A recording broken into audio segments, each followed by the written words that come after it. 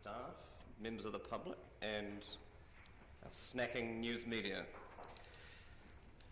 Daylight saving gets us all, Hamish, don't panic. Our meeting will be opened this morning by the Venerable Geshe Dunya.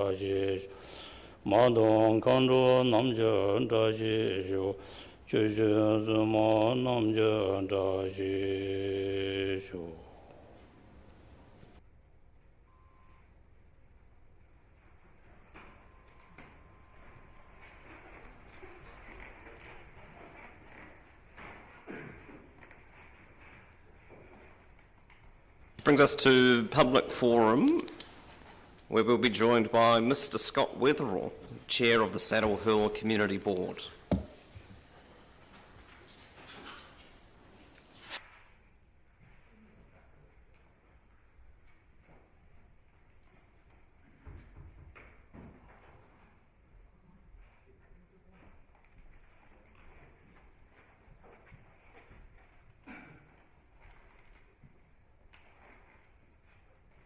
Welcome, Mr. Wetherall. No prizes for guessing on which matter you wish to speak to us today, but the next 5 minutes are all yours. Thank you, councillors. Thank you for the opportunity to come and speak to you once more about the proposed Smoothfield landfill.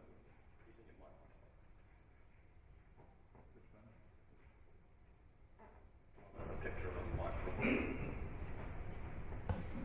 Does that work? Very good. Thank you, Mr. Mayor. Thank you, Council, for the opportunity to come and speak once more about the proposed landfill at Smoothfield. Let's not focus on what has been done or not been done. I do genuinely believe that this is an incredible opportunity for our city to think and plan about how we dispose, recycle and reuse our waste as a city moving forwards. So I, on behalf of the southern coastal communities, just ask you all to please, let's do the right thing.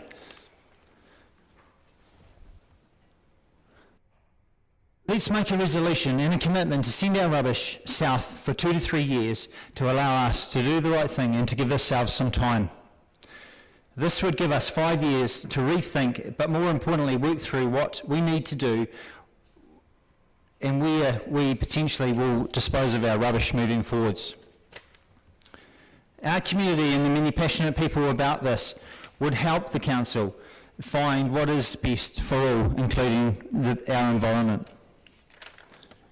Our community asks you to seriously consider withdraw the RMA consent application to the Otago Regional Council. Let's make a commitment now to send our rubbish south in the short term, just to give ourselves some time. Let's seriously decide where is the best location for a world-leading small city landfill moving forwards. And please, let the community help you. What we've found through this process, our community and our wider coastal communities, is there's a lot of very passionate people out there, a lot of people with some really good skills and knowledge who are willing to help the council. Please let them help you. On behalf of our community, thank you.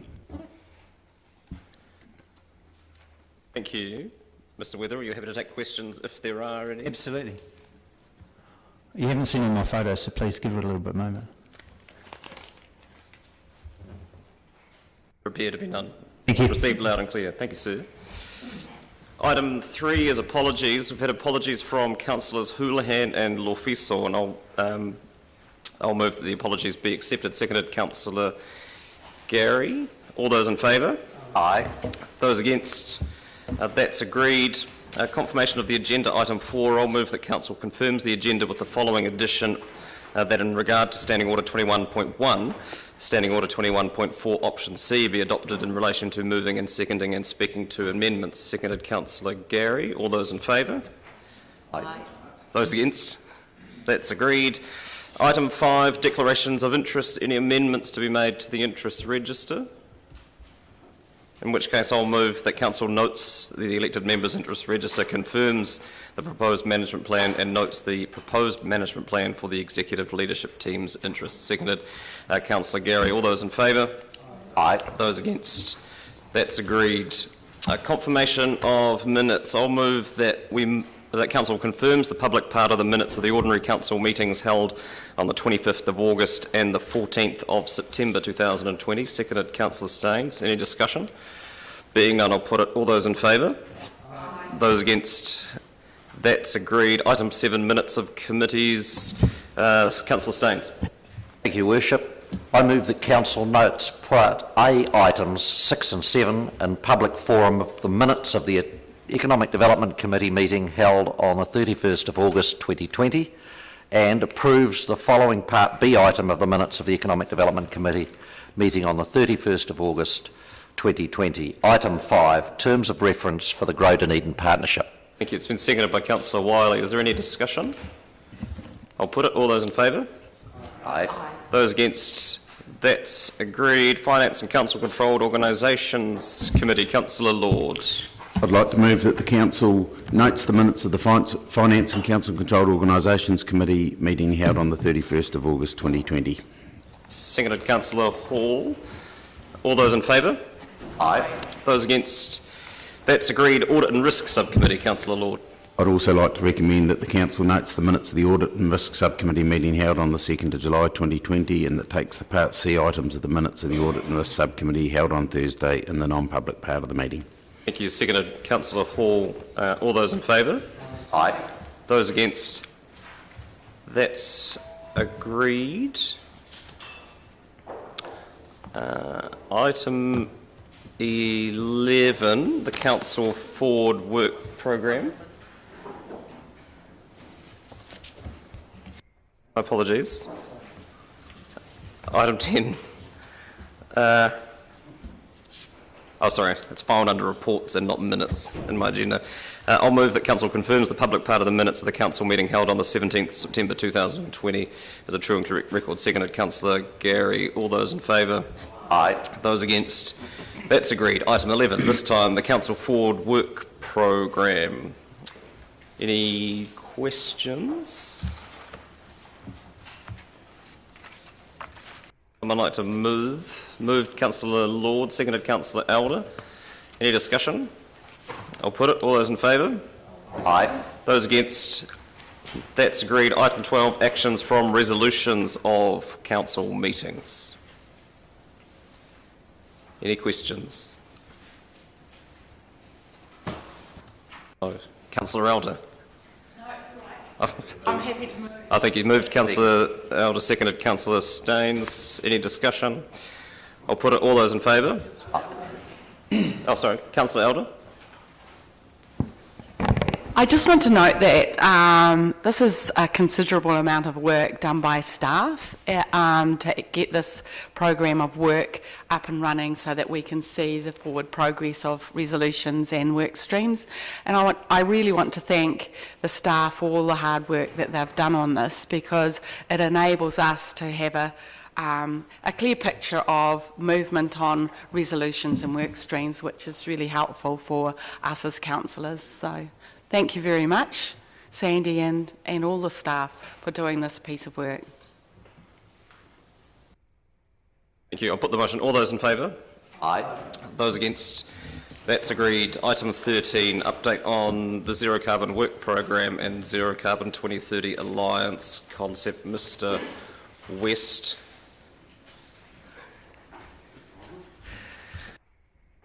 think you're supposed to wash your tyres in the washing machine. And Ms McTavish, welcome.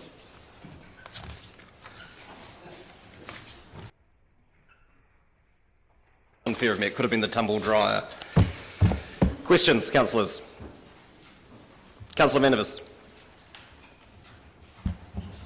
On page 55, it says under 17 that the council committed to the development of emissions reduction plan for Dunedin, resolving as follows. And it quotes the motion and all the bits of it, but for some reason it seems to have left out the division part of that motion, which said that there was 5 councillors that actually voted against: Hall, Lord, Steadman, Vandervis and Wiley. I'm wondering why the beginning and the end of that quotation is there, but the fact that 5 councillors voted against this has been excluded. Ms Graham. Bear with what I get. That's an error, councillor, and I apologise. The full minute extract should have been in there, and that is the standard. I'm sorry that wasn't the case in this report. Thank you. Councillor Walker. Is that working? It is. Getting used to these microphones again. Thanks for the very extensive report. Just a couple of questions initially. Point 33 mentions about the ORC considering the proposal, and heard nothing back yet. Is that still the case?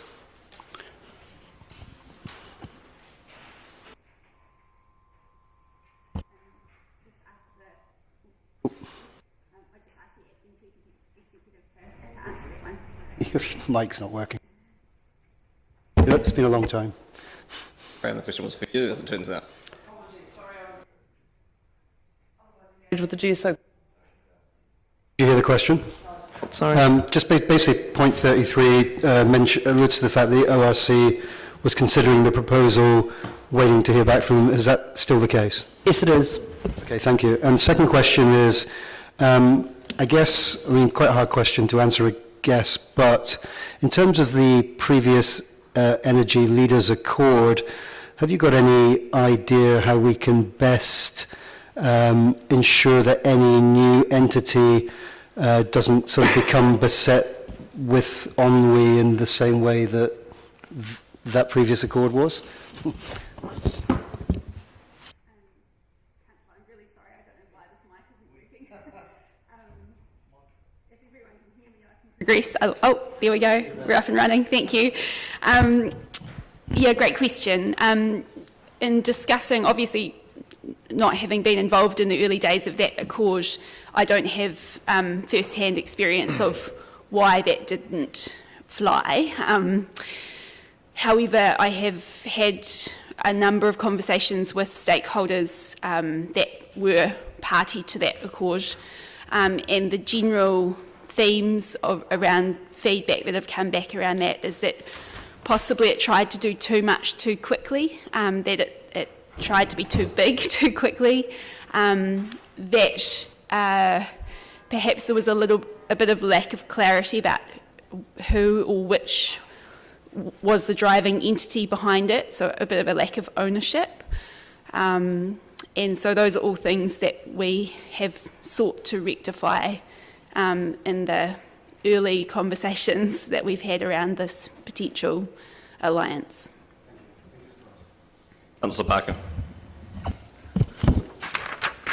It's working, good. I'm just wondering about the Zero Carbon 2030 Alliance. I note that Auckland has the CCOs involved and a wide range of stakeholders, and then Queenstown Lakes District Council, the other people have put a plan together, have Extinction Rebellion and other sustainable groups involved. I also wonder about involving business. I note there's about, 6 stakeholders, and I wonder why those were chosen and why not more grassroots groups. Yeah, good question, Councillor. So I'd make the distinction between the Zero Carbon Plan development for the city and the Zero Carbon Alliance. The Zero Carbon Alliance is being proposed as essentially a first step to a collaborative approach to to emissions reduction across the city. It's an opportunity to build on existing partnership work that is underway, partnership initiatives, whilst early work on plan development is undertaken. So certainly when it comes to creating a plan for the city, the intention would be that a very wide range of stakeholders would need to be involved in that.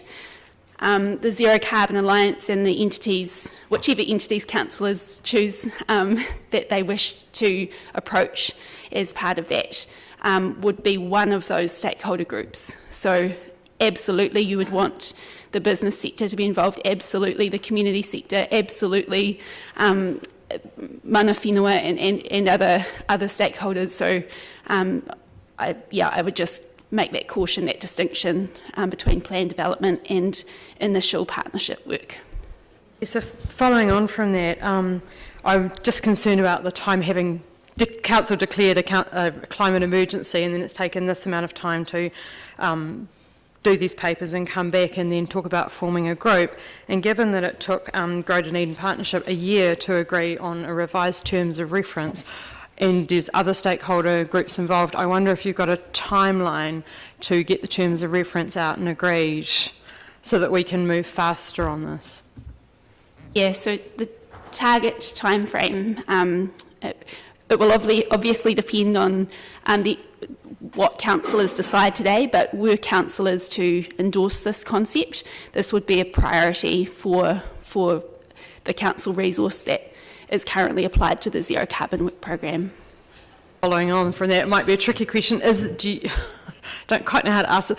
Has council, this is an opinion one, given enough resource to make sure that we can fast track the climate emergency work? There we are. Sorry, getting used to these microphones. We have if council approve an approach here, we will reprioritise work within the existing policy team to ensure that that's delivered. It will mean in the interim delays in some other work potentially, but that will show up on the forward work programme. Councillor Elder. It's interesting to note in your report movement across the country in this direction. So what's your commentary about the appetite for this kind of thing now compared to, say, 5 years ago? When you say this type of thing, councillor, can you extrapolate a little bit on what you mean? Just looking at alliances related to reducing carbon footprint, etc. Yeah, well, certainly the conversations the very preliminary conversations that I've had with the stakeholders that are listed in this report, all of them have confirmed that they have a significant interest in this conversation and in participation in the alliance.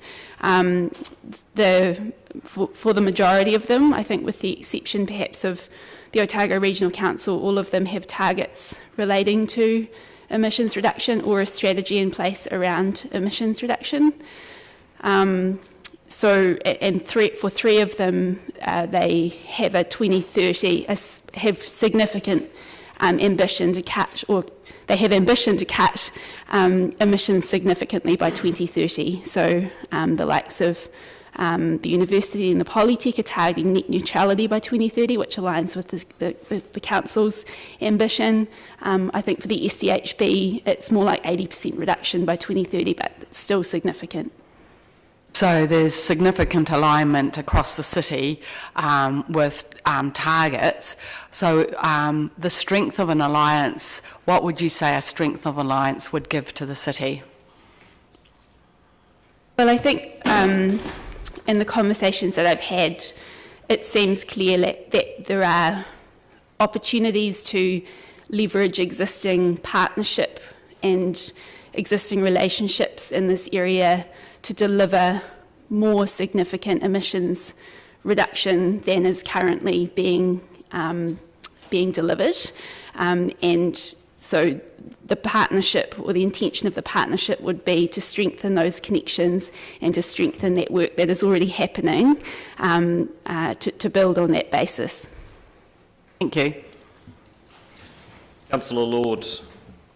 Yeah, thank you for this. What I'd like to know is, it's a sort of follow-on from Councillor Barker's question about whether there's appropriate finance for people to do the work, but what would it cost? Do we know right across council what the cost would be to achieve a carbon neutral by 2030? Like, do we have any idea what it would cost? In terms of the citywide target? Or even the council's target? So in December, Council will be receiving a wide range of papers, one of which will be a zero carbon paper. Within that, there will be some commentary about potential, or the activities, or the suggested activities and investment opportunities that will be on the table for Council. There will be some commentary about the extent to which those might assist to deliver on Council's zero carbon target. Obviously, some of those initiatives will be costed to the degree that they can be. In terms of a total quantum for delivering on the zero carbon target, that would come at the conclusion of the development of a citywide plan, and can only really be achieved in conjunction with a wide range of stakeholders. So at this point, that is not that has not been achieved. Do you, in view of the fact that we have got stressed budgets and we have got some pretty hard decisions to make this coming year, do you think it's a realistic target to still aim for 2030 carbon neutral? I think the target is undoubtedly ambitious. I think the work has not yet been done with the wide range of stakeholders that would enable me to answer that question with certainty. So, yeah. Councillor O'Malley. Thank you, Worship. Thanks, Ms McTavish, for this report. My question does follow up from Councillor Barker's question around membership of this, and I acknowledge your answer is that this is the starting membership and you plan to expand. And I guess my question's twofold, and I'll do both parts before I expect the answer is. The first part is we've got agriculture and transport as the two biggest contributors, and I don't really see agriculture and transport covered by this group. So in that regard, this question is, when will we be exploring relationships with things like Crown Research Institutes such as Ag Research and their research around ruminants, etc., or transport organisations and their role and their ability to how they could partner with us going forward? So what groups will we look at? And then the second part of this, when do you think, after we've started with this alliance, we would look about reassessing the membership to make sure that they are appropriate for getting the outcomes we're looking for? Yeah, two good questions. So to address the first question around timing of engagement with a wider range of stakeholders, to a degree that's in Council's hands. So if Council's instruction to staff today is that you wish the alliance to begin with a larger group, then that can certainly be undertaken by staff. And as I highlighted in response to Councillor Walker's question, I think based on prior experience there are some risks with that. And in terms of Councillor Barker's question, which my response to that in relation to the zero carbon plan, I think it's undoubtedly the case that a wide range of stakeholders, including those that you've mentioned, would need to be involved in that plan development. In December, you guys will be receiving a paper which sets out a draft zero carbon work programme, including resourcing that would be required to deliver that zero carbon plan for the city. And so, again, to a degree, the answer to your question will rest in the hands of Council as to whether or not that work programme is resourced and the extent to which it is. Councillor Riddick. Thank you. And thank you for the report, Mr. Tavich. I think it's really excellent to have some numbers and a decent review of the footprint that we have. However, you did make a comment a little bit earlier that the previous accord failed because we tried to do too much too soon. So what is your degree of confidence that we are, we have set an appropriate target? Because to me, the mountain does look quite high. So you're referring to the 2030 target? Yeah. Yeah. I guess I'd just reiterate the point I made in response to Councillor Lodge. I think it is undoubtedly an ambitious target. However, in the conversations that I've had with stakeholders around the city, the likes of the university, the likes of the Polytech are also targeting significant emissions reduction by 2030. It is helpful in the sense that it aligns with the ambitions of some of the other major stakeholders in the city. It is also the case, I think, that setting an ambitious target initiates action in a way that perhaps a 2050 target or a later target may not. As a catalyst for momentum, certainly Council has achieved that. So that's good in terms of getting started and getting some momentum. Of course, those other parties like the university and the Polytech don't have much of a mountain to climb in their own right as far as transport and agriculture goes. But the government has a significant part to play in this. And what is your take on our lack of alignment with their target of 2050 and us stepping out and aiming for 2030? I guess, Councillor, I guess as an officer I haven't spent a great deal of time worrying too much about whether the target should be amended simply because Council has set a direction, and my role is to try to deliver that target. So my focus has been on seeking to deliver Council's ambition. Has discussion with government departments formed any part of your brief or activity so far? Certainly, yeah. So some departments more so than others, the likes of the Energy Efficiency and Conservation Authority, I have regular conversations with them. Obviously, though, delivery of a net neutral city by 2030 will require every single council team in all of their discussions with council departments and ministries to be engaging from a zero carbon perspective. And so a lot of the focus of my work over the past 6 or 8 months since I was hired has been in seeking to support staff across the organisation to understand the zero carbon target, to understand the city's footprint, and to understand their role in delivering net neutrality. Well, given that we haven't been very successful in attracting government funding for various projects of infrastructure and all manner of things, if we're out of alignment on the target, 2030 versus 2050, do you think that will affect our ability to attract central government funding for our carbon zero program into the future? I probably don't have enough experience of doing that kind of work.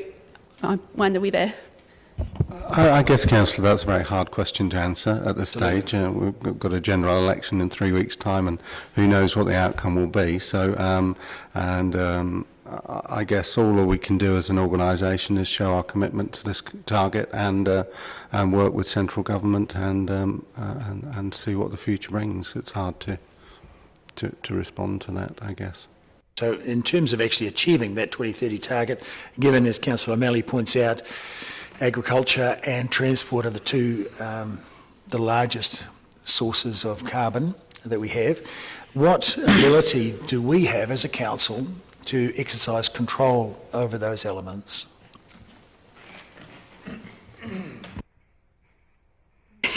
So when seeking to answer this question, I guess I would look a little to what Auckland Council have done in their plan, and they have characterised the activity that they are planning to do in multiple spheres, so some of which they are able to deliver, some of which they are able to influence, and some of which they are maybe limited to advocacy on. I think, we have a range of roles in transport and maybe to a lesser extent agriculture, but we certainly are not limited in our ability to influence or advocate in either of those areas. So across the board, we will have slightly different roles and different functions. And I guess the Zero Carbon Alliance concept is a starting point for partnership work that might enable us to work in a more direct way or a more collaborative way across those spheres of influence. Given that the comments have been and the questions have been framed around agriculture and transport, it's probably worth noting, as councillors will be aware, that the 2030 date doesn't apply to agriculture in terms of council's policy currently. That is entirely in line with, and that was the policy decision made at the time, for that to align with government policy for the kinds of reasons that Councillor Raddick is alluding to in his questions. Councillor Gary. Thank you, Your Worship. Ms McTavish, thank you for your thorough and welcome report. If Council is of a mind to approve the progress of a Zero Carbon Alliance today, do you have any response or feedback on, you talked about costings as the reports come through towards the end of the year. Will that include costings on us not progressing towards a zero carbon target by 2030? Yeah, that's a very good question, Councillor. One of the suggested next steps, I think, set out in paragraph 38 of the report on page 59 is development of a draft climate policy for the organisation. So one of the difficulties for staff in developing business cases for your consideration when it comes to climate is that Council doesn't have a climate policy that says we want staff to consider X amount per tonne of carbon, for example. And so putting a quantum on the cost of inaction is challenging in the absence of a council policy. So we are suggesting that a draft climate, or that a climate policy for the organisation, which would cover a range of aspects, but including a price on carbon, would be one way of helping to frame up those business cases for council in a way that captures that cost of inaction. Thank you. Thank you. And apologies, Ms Graham had something to add in terms of timing. Did just want to clarify something Ms McTavish had said about the reports you're going to get. You will get a report on the zero carbon in December, but budget decisions won't be taken until January because we won't take decisions in isolation then. So if you've decided to progress the work, the implications of that will be fed through into the operating budgets, and you'll weigh up the cost of that against all the various competing costs that will sit in the budgets. So that's likely to be January and not December. Thank you. Councillor Wiley. Actually, my questions have been now answered. Thank you. Great, thank you. Councillor Van der Vis. Thank you. On page 53, item 11, it says that since 2014-15, emissions from the transport sector have increased by 30%. Have you got any information on whether these same emissions have increased in most other Western cities of our size? I'm sorry, Councillor, I haven't looked into that comparative information. Okay. Given that your role is to deliver targets of emissions reduction, and that ever since we've started having these reports written for some years now, we've simply seen emissions increase and quite significantly. This report is 45 pages, We had an energy report, I think it was 50 pages, an emissions report, previous was 62 pages. Given that all of these reports keep confirming that emissions keep increasing, what hope do you have that the targets are not just ambitious, but that they can ever be met at all, given that the reality is energy use keeps increasing, and energy use is what makes for progressing society? I think, Councillor, that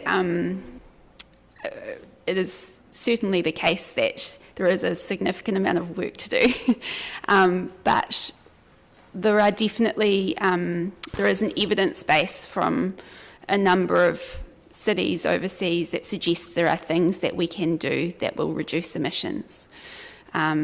So drawing on those successes and that evidence base, I think we do have an opportunity to reduce emissions. Whether or not net neutrality can be achieved by 2030, certainly that is a very ambitious goal. Are any of those overseas successes that you've just referred to in any of the reports that I've referred to? I'm sorry, Councillor, I just started in this role in February, so I'm not aware of those reports. Well, your report, this one, for example, are there any overseas successes that are referred to in your 45 pages?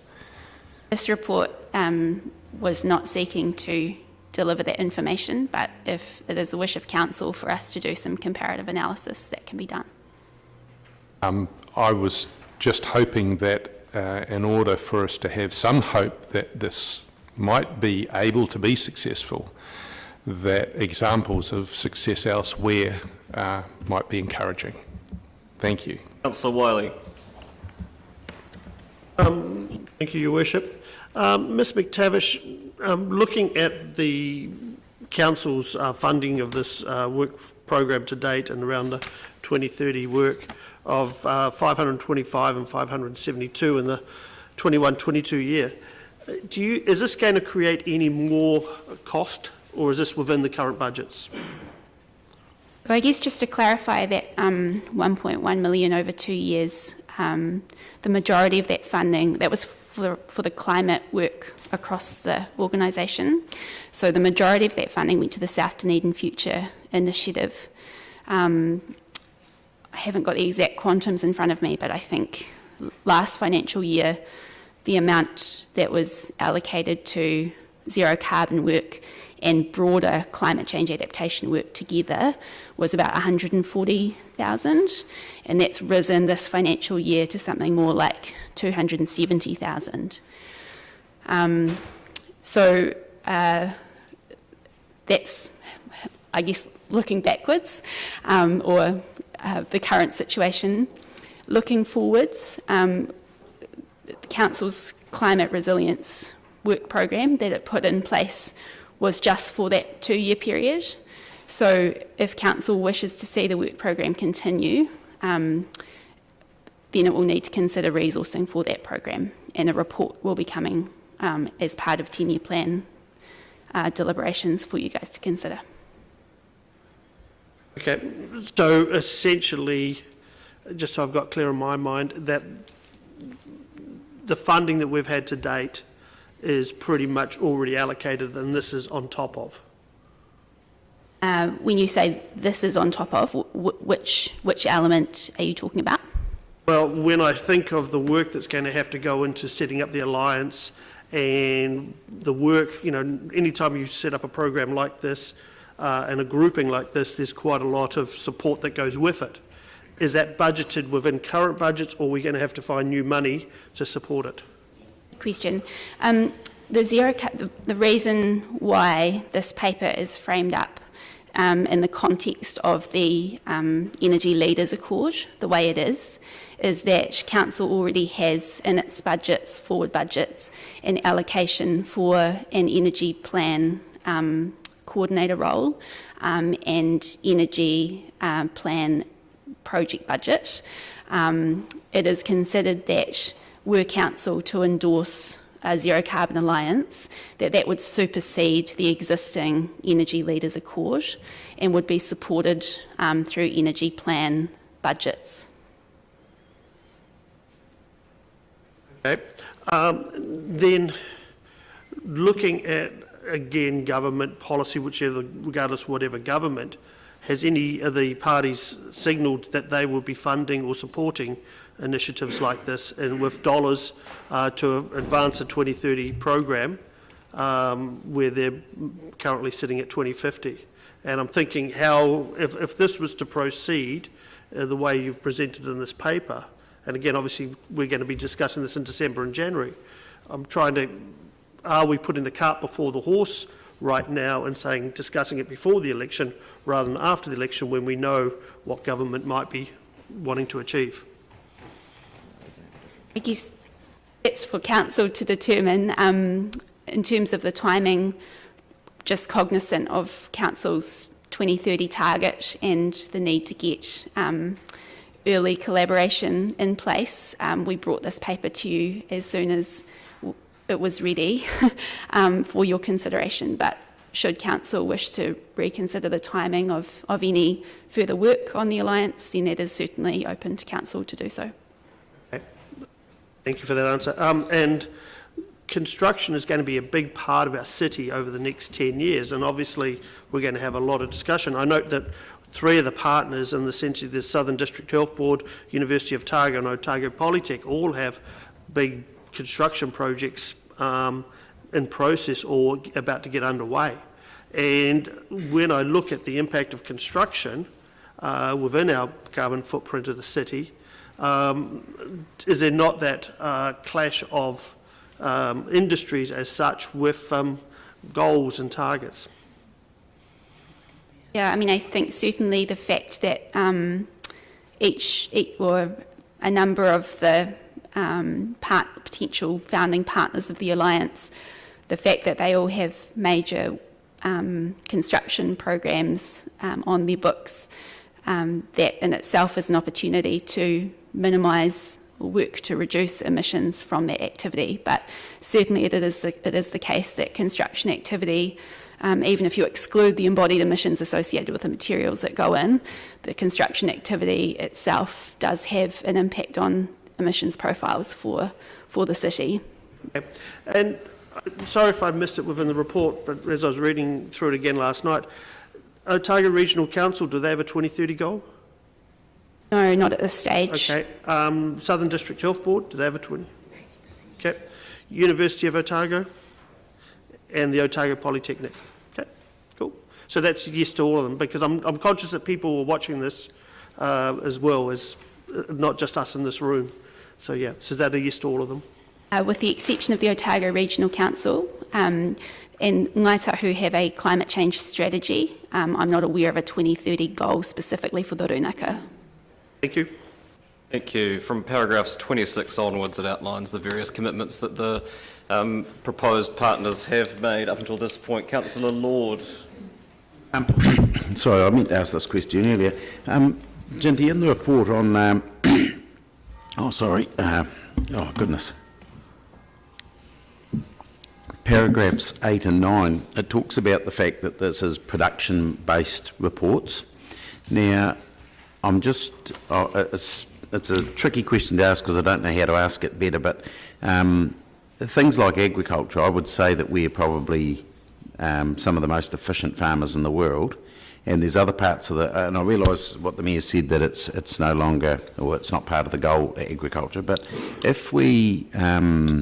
is there a risk that we go down a path and to achieve goals we actually basically impinge on our own farm? Like, for example, we could take every dairy cow out of New Zealand and every sheep, and we would be much more closer to carbon neutral, but those animals wouldn't, they would go somewhere else, or someone else would take up the slack, and generally you would be less efficient means of production. And I remember a few years ago when they were worried about it, they worked out a thing called climate miles. Now, it was just a bit of a guesstimate, but what it was New Zealand farmers could put lamb in British supermarkets cheaper than British farmers could, or with less... Councillor, helpful background, but is there a question coming? Well, the question is it fair to base this on a consumption model rather than a productive model? A productive model rather than a consumption model. I'm not sure that I can answer that. I think in terms of what is fair or not fair, that's probably more a governance question. But what I can answer is in terms of the GPC model methodology that is used, that is a standard global protocol, and it is a production-based carbon modelling or carbon methodology is also used at a national level. So it is a reasonably standard approach to carbon to carbon footprint modelling at a community scale. So when we look across other nations and other countries and other cities, does that show then that, say, countries like China that are high producing jugs and TVs and every other bits and pieces that we need or don't need, are they, as a example, a lot worse than us? Does that show that, reveal that? So a production-based accounting methodology applied to China would capture anything that the emissions associated with any production or manufacturing that occurs within China. Yeah, but that was not quite what I was asking. Yes, I understand that, but what I'm trying to understand is how does that show us comparing with the likes of China then? Are they, I mean, obviously they're much bigger, but the likes of India, all these countries that are producing stuff that is basically consumables for the West, I would argue that has a lot more problem, and I'm just wondering if that reflects that when you look at the models that have been done. And perhaps more of an argument than a question. I guess I'm trying to find out the answer. It is a question. My answer would be similar to that which I gave Councillor van der Vis, which is at this point we haven't done any comparative work comparing Dunedin with overseas jurisdictions, but if that's something that councillors wish us to do, then we can do that work. I guess in terms of looking forward, there is an opportunity where for example, in the likes of our infrastructure space, we do purchase a lot of materials and goods from overseas that currently aren't captured. The embodied emissions associated with those currently aren't captured in our profile, but in conversation with the likes of our infrastructure teams, they think there are significant carbon reductions that could be made in embodied emissions. So an option available to council, were it interested to do so, would be to set a target for embodied or capital carbon emissions that would start to address some of those embodied emissions alongside the core emissions and the core target that we are targeting in line with your resolution of last year. Councillor Walker. Oh, thank you. Councillor O'Malley. Thank you, Bishop. I'm actually following up from your answer was to point 38 on the report, which is in the next step section, and it was embodied in when you were answering Councillor Gary. And it's about establishing a value for carbon itself. We will be committing ourselves to activities where the output will be how much have you reduced the carbon. And when you're doing a cost benefit analysis or doing the benefit cost ratio, the BCR, you often as not will need a cost value sitting in there somewhere. Is it true that at present we have not yet established a value that we're going to use at this point? That is correct. There is no council policy on that. And I guess then the follow-up question to that is, obviously for us to be able to do a BCR kind of calculation, we will need some value there, will we not? Certainly the indication from infrastructure teams is that it would assist their processes to have that value And will that have some relationship to like the ETS values now, which are kind of used in that mechanism? And of course, you would acknowledge that the ETS is a volatile and ever-increasing number. So in the calculation, will we be doing something like that, or have we not even got to that point of figuring out what that would be? We haven't yet done work specifically on what a number might look like for council, but as part of the Climate 2030 Rapid Review, we have done some very early work looking at offsetting, given that council's target is net neutrality by 2030, and of course there are multiple ways to achieve net neutrality, including employing offsetting. So as part of the report that comes back in December, there will be some early work reported on that, but we would see the majority of that work sitting within the climate policy development. Councillor Elder. We touched on earlier about central government funding, and note that the current Labor government has a 2050 goal, and I note that in their policy settings and funding, there is funding to help move us forward in this space, like, for example, shared paths, cycleways, or 300 million for riparian edges for farms, etc. So do you think that actually having a alliance would enable us to actually strengthen our business case for going for funding for something that city-wide we would want? I can't speak to that with a great deal of specificity because I haven't been involved in a lot of funding bids for central government funding, but in general terms I would have thought that the number of different entities, that if there are a number of different entities supporting one funding bid, that does show or demonstrate to government that it is considered of high value or high importance to a community. Thank you. Councillor Reddick.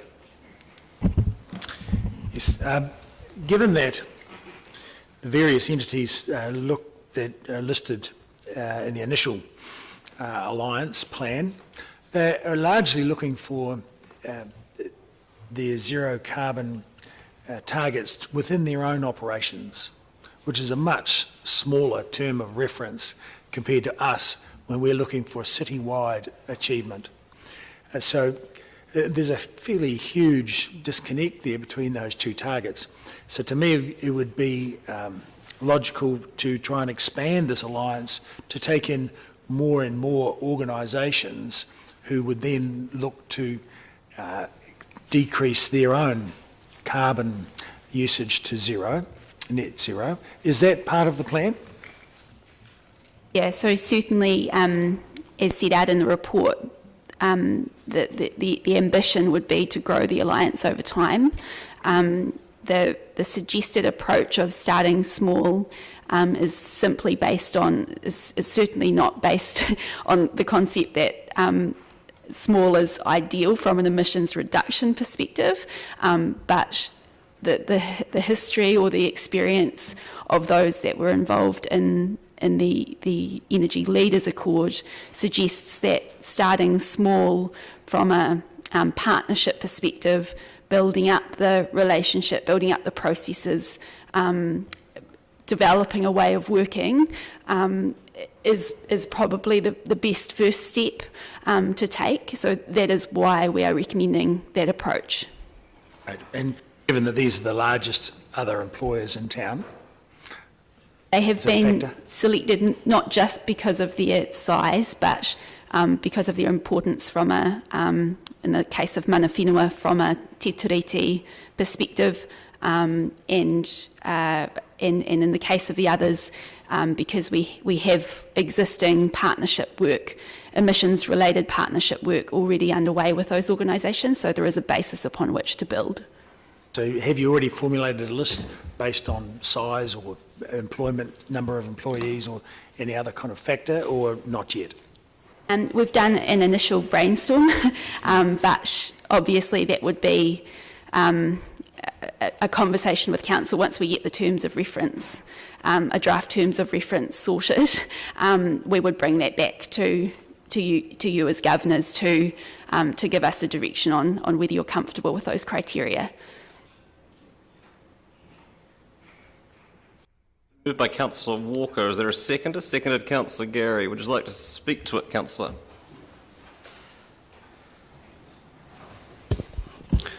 Yeah, thank you, Your Worship. Okay, it seems, I guess, wise and obvious to me for us not to do this alone when we have the possibility to work in partnership with others within the city who have a strong invested interest in zero carbon outcomes. As we've read in the paper, other centres in New Zealand have embraced multi-stakeholder collaboration models in order to attain their emissions reductions. So we, as a council, I think, should not be dragging our feet. We have, as everyone has pointed out, we have very ambitious 2030 carbon neutrality goals, targets. But I think, as Ms McTavish alluded to, having a nearer goal does engender, in my mind, action as opposed to sitting on one's hands, as one could do with a 2050 target. Others in the city also have 2030 carbon neutrality targets. Otago Polytechnic, the University of Otago, and to a certain extent the Southern District Health Board. And despite the comments of Councillor Redditch, those organisations have very, very large carbon footprints. So it's great to be able to work in collaboration with them. So why not join forces for climate change? Good, and create a partnership that aligns perfectly with the current climate reduction ambitions here at the DCC. We can and should also partner with Mana Whenua, and at the end of the day, all we are voting on here is to develop an agreed terms of reference for the entity, which will be brought back to this council table for approval or rejection, above and beyond formalising a zero carbon 2030 alliance. I see no danger in supporting this approach. I thank staff for their ongoing work in this area, and for this, and hopefully by supporting this, we can send a strong message to the people of Dunedin that this council is serious about its 2030 zero carbon ambitions. Councillor Vanavers. I can't support any of these resolutions, and for a number of reasons. First of all, the suggested alliance partners. The alliance partners suggested, in my view, basically it's basically leading to an ever wider talk fest with government-funded bureaucracies that have few real-world value drivers. The alliances with the university and Polytech and etc. I note that there are no private businesses that are producing most of the emissions around, and I note also that these businesses, these government-funded businesses, are going to be producing enormous amounts of extra carbon with all their proposed construction activity, which Ms McTavish has quite correctly noted that even when you ignore the energy use to produce the materials, construction activity has an impact on the emissions profile, and that impact is simply to drive emissions ever higher. So all the evidence that we have, including the proposed alliances, are that emissions are going to be driven ever higher, and at quite a dramatic rate. And yet we are saying that our actions are going to produce emissions decreases. In fact, the emissions reduction is all talk, it's all print. This will be the third near 50-page report we've had on it, all of which, by the way, requires considerable energy to produce, and none of this massive spending that we are undertaking on behalf of the ratepayers actually produces any real reductions in emissions. If we were serious about producing reductions in emissions, we don't need all the detail that Councillor Raddick seems to think is so good to have all these numbers. I don't think we need these numbers at all. We know what the problems are, and we know that the solutions are at hand, and they're easy. Something that DCC could easily do with much less of a budget that we're putting into this kind of program is to simply buy a bunch of second-hand electric cars, and for the DCC we would be leading by example, and we would actually reduce emissions immediately as a result. All this talk, all this zero waste claims, all this business about strengthening connections, opportunities for partnerships, catalysts for momentum, alliances, none of this actually does anything to reduce carbon. What it does is it creates a whole lot of work and a whole lot of jobs for green bureaucrats, but it doesn't actually do anything for the planet. And apart from giving us some sort of feel-good, we've supposedly done something, in terms of actual physical effects, the something that we do simply increases the amount of carbon going into the atmosphere. If you look at the much vaunted emissions trading scheme, it's been running for a number of years now, and many years of the emissions trading scheme has shown it to be totally useless in terms of actually reducing carbon emissions. They keep going up. All the evidence suggests they are going to absolutely keep going up, especially if all we do is indulge a talk fest about what kind of reports and what kind of alliances and what kind of targets we're going to set, none of which are achievable, and all of which fly in the face of the reality of constantly increasing energy use, which is simply a function of modern civilisation. Thank you. Councillor Gary. Thank you, Your Worship. My response to this is hurry up already. Zero Carbon 2030 Alliance is about progressing our aspirations, the aspirations for our city. And this is about leadership, and an alliance will provide this, in my view. Listening to colleagues around the table, one would be led to think that let's give up is a viable option, and nothing was ever achieved by saying or thinking that.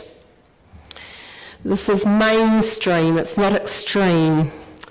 It's not an out on a limb approach, and characterising it as green bureaucrats is not helpful at all.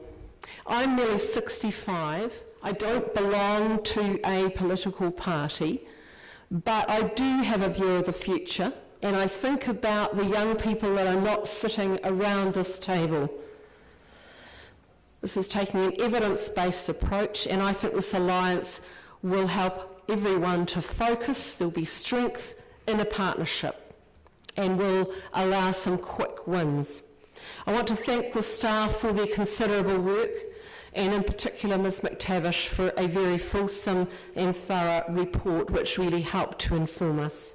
Yes, it's complex, and yes, there will be a cost, but what will be the cost, both economic and social, of not proceeding and progressing towards our goal? And this alliance is a great starting point. It gives immediacy, it gives urgency, it looks forward rather than back, and we owe this to the future generations that are not at this table now. We owe it to them to progress this and form this alliance as a starting point, and I would urge colleagues to vote for the motion. The speakers, Councillor O'Malley. Thank you, Worship. I'm going to vote for this, and I generally am supportive of it. And just want to quickly comment on the 2030 target. It is very close, and I had really preferred 2035 as a realistic achievement, and I've never supported 2050. Because 2050 was just far too far away. It is unlikely that by 2030 we will have achieved 100% of the challenge, but the point of making a close target is to make sure that we actively go after it and we stop talking about it and we actively do something. And that's where I just want to talk quickly about the makeup of the current alliance group and the hope that there will be more added to it. I'm very happy to see Mana Whenua there, and that was an oversight that they were not on the other groups up to now. But we have a tendency to go back to the same groups each time, and we don't necessarily have evidence that we have that much activity coming out of them after we've started with a great hurrah. And you know, I look back to signing up for the Compact of Mayors, and then what got called the Covenant of Mayors in 2015, and we don't have a lot of concrete things that have come out of those signatories. So what I am saying is I'm very supportive of us going forward, but I will become louder and louder in my criticism if nothing is coming out of it, and I'm looking for concrete activities. And we talk about some of the biggest carbon things that are challenging, that whether they are in or out of our scope, and agriculture and transport were mentioned, and agriculture is not in the catalogue. However, CO2 doesn't understand, or methane doesn't understand its role relative to politics, so even though it may not be in what the things we're actually going to categorise as whether we worked or not, we should still be considering them. And when I'm looking at this alliance, I'm thinking of out over the 3 Mile Hill there at Invermay is the current country's leading genomics unit. They've put $2 billion a year into the economy every year in their meat genomics work. And if you want to see what genomics is doing right now, remember that the pandemic is being traced by microbial genomics. It wouldn't be a big challenge to actually start backing those people and saying, what can you do about methane production with gut microbes? What can you do about dropping that? We can be a player there, but we need to include them in the conversation. And likewise with transport, I believe we can be a player there too, again, mostly in the conversation. So as I'm looking at this as a starting group and very much approving it, I am basically saying that I will be hoping to see additions to that group. Maybe not necessarily in the form of everybody meets on the same day, but we should be looking at all those targets and saying who could be a player with us as we go forward. The concept that maybe other parts of the world are doing worse than us and therefore we shouldn't try, I think you just got to go back to the general concept of work on the things you have control of, and we should take lead by working on the things that we can do. So again, I support where we're going here. I do think, I raised it in the question session, we have to put some value on the carbon offsets as we go forward, because we have to come up to a way to rationalise how it is we're going to spend one way or the other, so we have to put a value on it. To say that the ETS scheme hasn't worked, I think the reason the ETS scheme hasn't worked to now is that we haven't had a high enough value on it. And I will tell you it is working, because it is influencing our solid waste calculations, because our ETS charges on our landfill are starting to hurt.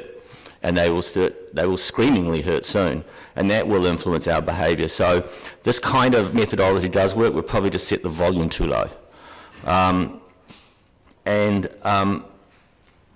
the end, we have to make this decision. We cannot go ahead and say business as usual, and then in 30 years' time, when our grandchildren say to you, Grandma or Granddad, what did you do? We said nothing. Thank you. Thank you. Councillor Barker. Thank you, Worship. I support option 1, establishing a zero carbon 2030 alliance. We've seen widespread community concern around climate change, and we cannot be the slow boiling frog oblivious to the changes in our world, happy in a warm fog while the world around us changes beyond redemption. As Councillor Gary has mentioned, we owe it to our future citizens to make change while we can. I have a child, and one of my key reasons for standing for council was to try and influence a better future for her and others that don't sit at this table today. Council needs to show leadership and commitment and bring people with us. Councillors have brought up costs. We also need to consider the cost of not doing anything, not just monetarily, but what we owe our community and our future. We will let down our future if we don't show leadership and commitment today to address the issue of climate change and what we can do to influence the goals of carbon neutral, which have been committed to around the world. We have a duty to control and influence what we can. Our community have asked us to address the issue of climate change, and this is a positive step forward. I look forward to the paper in December and an action plan we can all commit to. Thank you. Councillor Raddick. Thank you. Very often adage quoted in business, and one that I use regularly myself, is what gets measured gets managed. And so I repeat again that it's good to see some good quality measurement of the carbon emissions of Dunedin-wide. And I think that's going to be really important going forward to be able to get a handle on what we actually are doing, and I would hate to see that amount to very little. I think in the first instance, well, one of the things that I have read about how other cities and places are getting on, and elsewhere, carbon zero is very largely based on shifting carbon out of the area and purchase of credits and just manipulation of the targets. And of course we have had the history of, you know, carbon credits from Ukraine and all sorts of other nonsense. I'm much more concerned, as Councillor Van der Vis points out, to actually decrease our carbon emissions.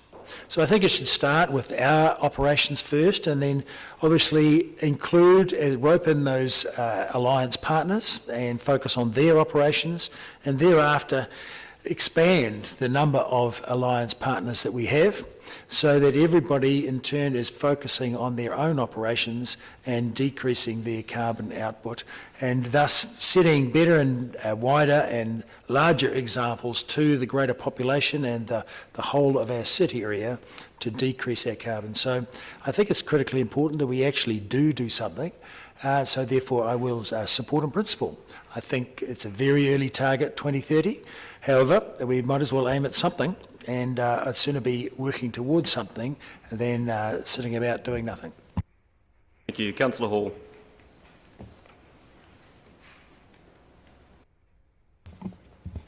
Following on from Councillor O'Malley and Invermay, there is research going on around the world on emissions from cattle, and a corn-based diet is actually reducing the emissions by 50%, or up to 50%. So Invermay could probably follow on from that and see it's the growing of the corn and stuff is the hard part here in New Zealand, because overseas they can grow it a lot easier than we can. Thank you. Councillor Elder. I'm going to support this, approving in principle the concept of establishing a zero carbon 2030 alliance. And there are a whole lot of good reasons for this. It is a catalyst for momentum that's already happening. If you look at the university, the Polytech, with their 2030 goals, Southern District Health Board with their 80% by 2030.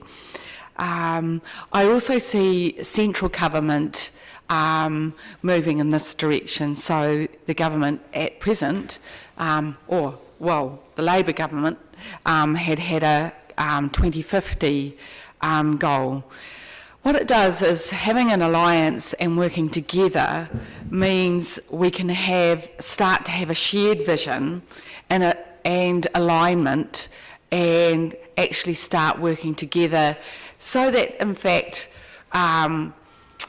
we can approach also central government for the support that we need for moving this forward. For example, in funding models around NZTA and buses, which is a huge area that could be co-funded better from central government as well as local community. There is a lot of funding related to planting and riparian edges and so on. And I think the power of working together cannot be underestimated when it comes to creating momentum and creating advocacy at central government level as well. So I shall be supporting this, and it'll be really cool to see what happens. Thank you. Councillor Wiley.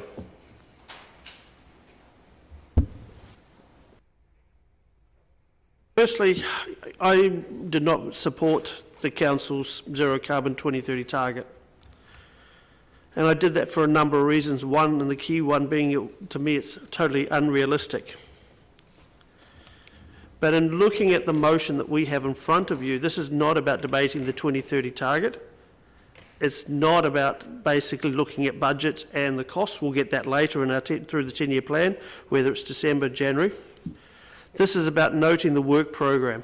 It's about approving the concept of establishing an alliance. And it's basically looking at the Zero Carbon Alliance and how it be approved in the terms and references will be developed further.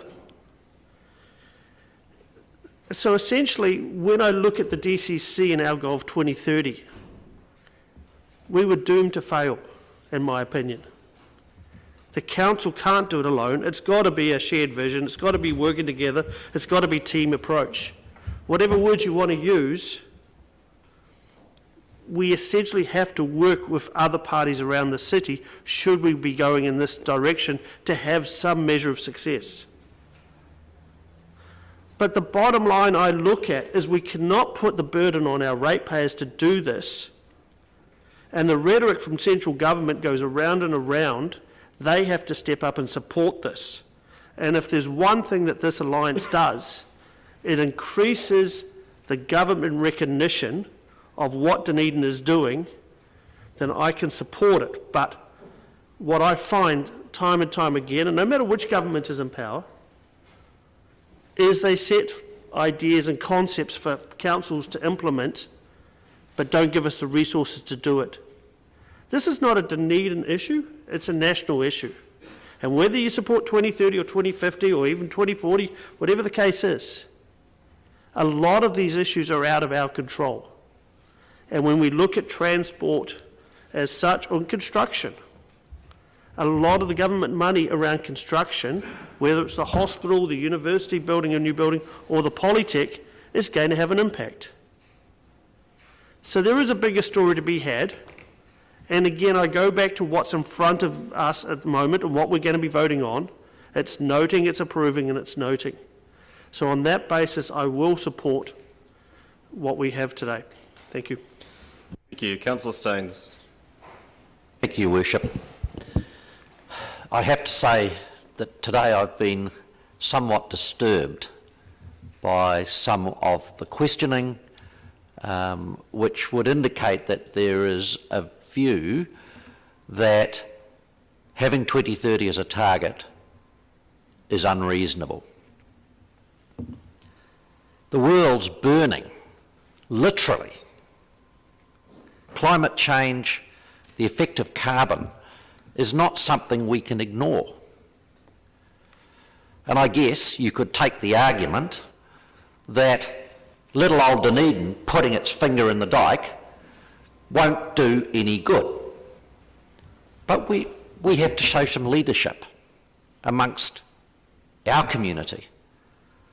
The fact that our carbon footprint is tiny with respect to China's is not important. What's important is that we take this seriously and want to help our community to understand why they have to take it seriously. Forming an alliance with these members will help us. It's an alliance of the willing. It will help us spread the word. It will help us to develop a plan where we can do some stuff, as Councillor Vandervis would like us to do. You know, more electric vehicles, well, yes. I fully agree with that, but the problem's bigger than that. The problem has some solutions that are coming our way. But should we just sit around on our hands and do nothing ourselves? No, we shouldn't. We should take this thing seriously. Provide the leadership that we need to have in our community. And I'm sorry, 2030 to be carbon neutral is a lot slower than probably this planet needs. But if we don't aim at it and we don't give it our best shot, then we will have failed our youth and their children. So I support this alliance absolutely, and I certainly will be supporting investment by our city in reducing our carbon footprint and doing our bit. Thank you. Councillor Lord. I'd just like to say, similar to Andrew, look, I can support this at this stage, but I do have real concerns about the fact that, and Councillor Staines has just referred to people comparing Dunedin with China, and I don't know if he wasn't listening, but no one that I heard made any such comments. Now, my comments were about production-based versus consumption. Now, I think the biggest problem is in this society is if we want to change, we need to start looking at our consumption, and that's consumption right across the board of, you can go down the warehouse, you buy a jug and a toaster for $20, you can buy all sorts of TVs for $300 or $400, and people do, and they last 2 or 3 years and they take them to the tip. And it's that type of production and that type of assessment on production that I think is very wrong. The reality of it is we've got the best farmers in the world, the most productive farmers in the world for the least carbon, and that's what we should be enhancing. We should be actually enhancing farming, and we should be paying for our costs for the consumption that we use. And so I don't mind doing this work, but I just know that if we start to try and solve the world's problems, we will find the costs may be unbearable to the ratepayer and need to be taken into account. Thank you. The question was asked during questions of this paper by Councillor Wiley as to whether or not we were getting the cart before the horse. But I think in terms of climate action or climate inaction, the proverbial horse is already bolted, and we are desperately playing catch-up. Is that going to be an easy thing to do? No, it isn't. Does that mean it's something that we shouldn't attempt to do? No, it isn't, and the reasons for that are illustrated quite clearly in the paper, and haven't merited much in the way of a discussion, which is unusual. That since 2014-15, Councillor Van der Vis alluded to this, since we started taking this seriously as a council and as a city, the city's carbon footprint is growing, both on a total basis and a per capita basis, and most significantly between the last 2 audits in the area of transport, which is now a far more significant slice of the city's carbon profile. That is also the thing that we have perhaps the greatest degree of influence over as a council in terms of how we prioritise investment in our transport network. And that is something that needs to happen when we go through the 10-year plan process, and that we need to move on from focusing solely on how long it might take someone to get from point A to point B in their private motor vehicle and where they might park it when they get there, because the imperatives around getting people, supporting people into active and public transport are far bigger than convenience. There is a far higher order environmental concern about the impact of particularly land transport on our city's carbon footprint, and that needs addressing. I mean, transport's the big one. Waste is obviously another issue. A lot of these things are outside of our control, which is why pulling together a group who also have significant footprints to work together makes sense. I agree with all the comments about the potential for it to grow and for the capacity of particularly research to play an active role in that. That is something that is certainly worth pursuing once this gets underway, because there are different things that we can do, and this has been demonstrated by the plans that have been put together in Auckland and in Queenstown Lakes. There's action, which is the stuff that we can directly do, collaboration, which this speaks to, and also advocacy. And this is the first of a number of papers and reports that we'll be discussing at this meeting that feed into this, the sustainability framework, our electric vehicle fast charger network, submissions on dragging the Building Act out of the dark ages, even submissions on the future of tourism. All of these things speak to where our future is heading and how we might manage the city's environmental aspirations.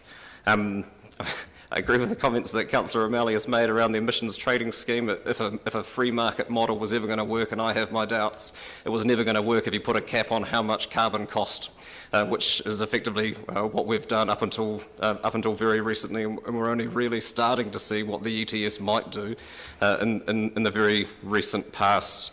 And just in closing, it has been mentioned that we should be focusing on real-world value drivers in the debate so far, and I can't think of something that offers more in the terms of real-world value than doing what we can as a council and as a city to support a more stable and safer climate future, not just for us, and this isn't a future problem.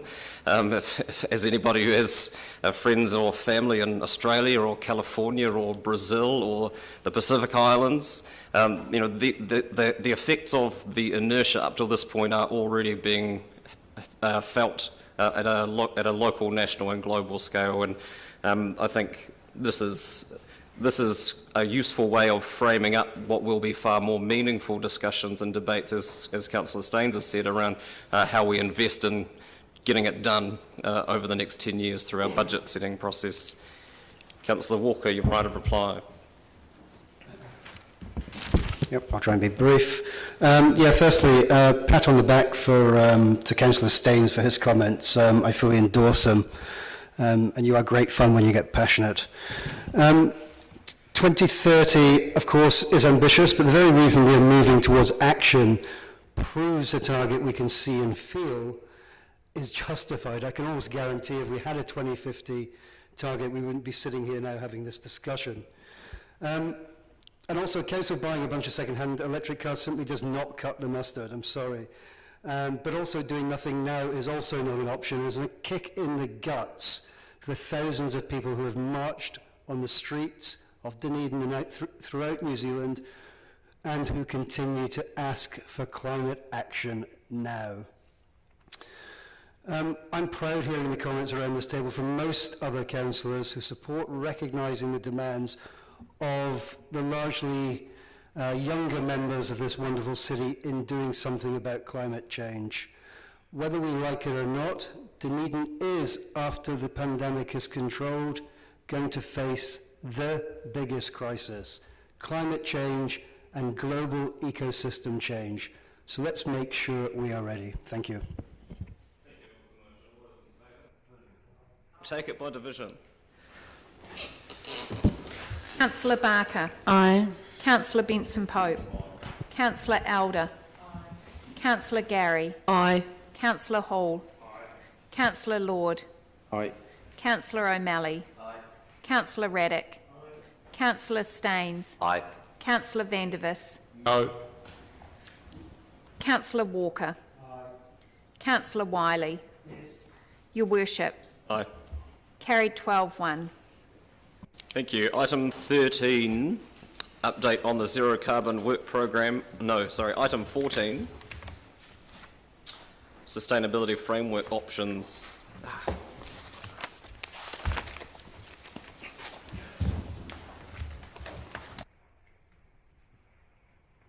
Welcome back, Mr. West, Ms. McTavish. Questions, councillors?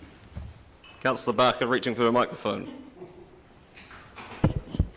Thank you, Worship. I'm most interested in option 2, and as Otago University and Otago Polytech are both using that, and I've looked up their websites and how they're using it. Can you explain how it would be used in the council? Should we choose that option, or have we not got that far in the considerations? That piece of work that hasn't been done, so we haven't looked at what a Dunedin version might look like. But if I could refer you, Councillor, to the appendix, page 114 of 257, that is an example of the way that Waikato have, I guess, regionalised the targets.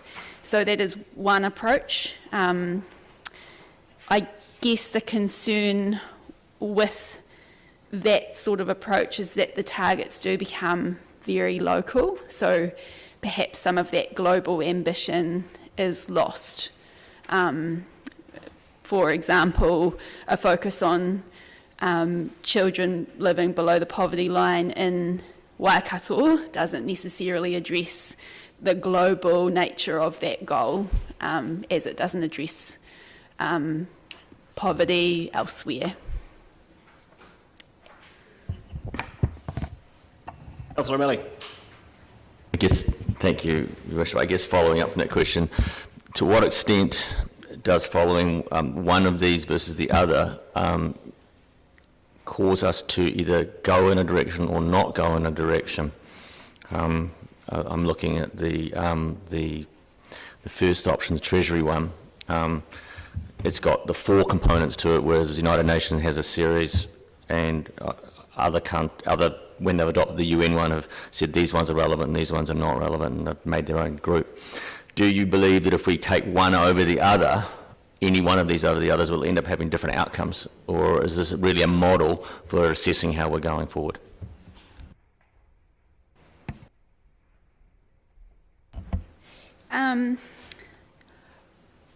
I guess the reason why we've given you 3 options is essentially because they are different, and by the nature of them being different, I suspect that they will drive slightly different emphasis and outcomes.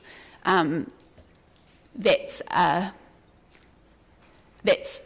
making a statement that is not something I've read elsewhere, but that's based on the work that I've done and the evaluation that I've done to date. It would seem to me that you focus on what you measure, and they tend to place emphasis in slightly different areas, which is, I guess, what I'm flagging up to Councillor Barker in my answer to her previous question.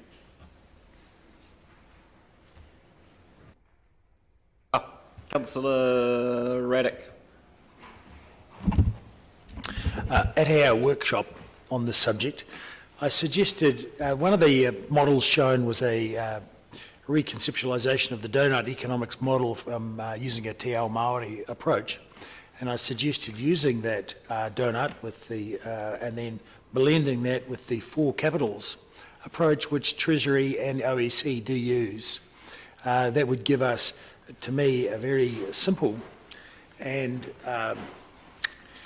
I suppose aligned model, both in national terms with central government and also worldwide terms with the OECD. Why haven't you included that?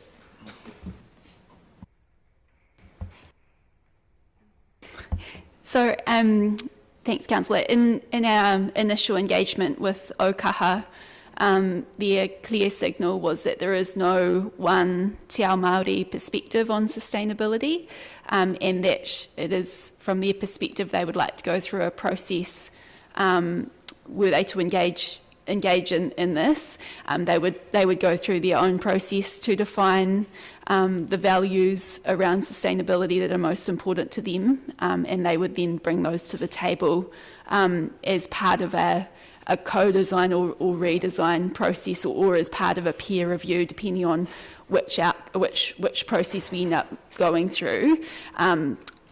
The model that you've seen was a conceptualisation or a reconceptualisation of the donut economics approach done by a woman of Tūhoe descent. So that was not a Ngāi Tahu perspective on sustainability. Sure. I was just, and similarly, I wasn't suggesting that exact model be used. In fact, rather that form the basis for expanding it and blending the 2 different models together, which Ōkaha or anyone here present could adapt and modify to suit themselves. And so there doesn't seem to me any reason why that couldn't be included in the list of possibilities. Is there? Sorry, which or is it just some anti-Tūhoe thing going on here? No. Councillor, I don't think that's an appropriate question. Ms McTavish had said that there is no the feedback we've had from Ōkaha is that there's no singular view of Te Ao Māori, and that is reflected differently in different parts of the rohe, as I'm sure you're aware. It's not about being anti-Tūhoe. Quite so.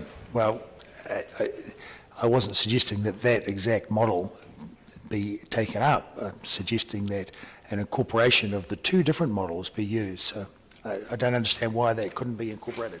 So I guess, Councillor, in response to the first part of your question, the reconceptualisation that you saw was a reconceptualisation of the donut economics model, which is included as an option in this report. If Council indicates today that it wishes to see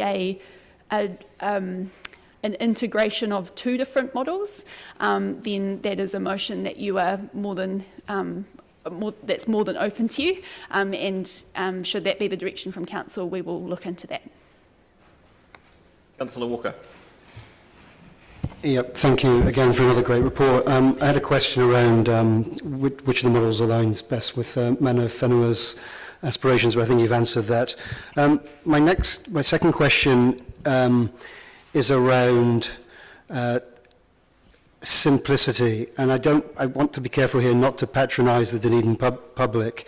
Conceptually, I like number 3, but practically, I like number 2 because it's very user-friendly. Do you have any views on whether we should consider compromising depth and substance over accessibility? I mean, it's a tough question, I know.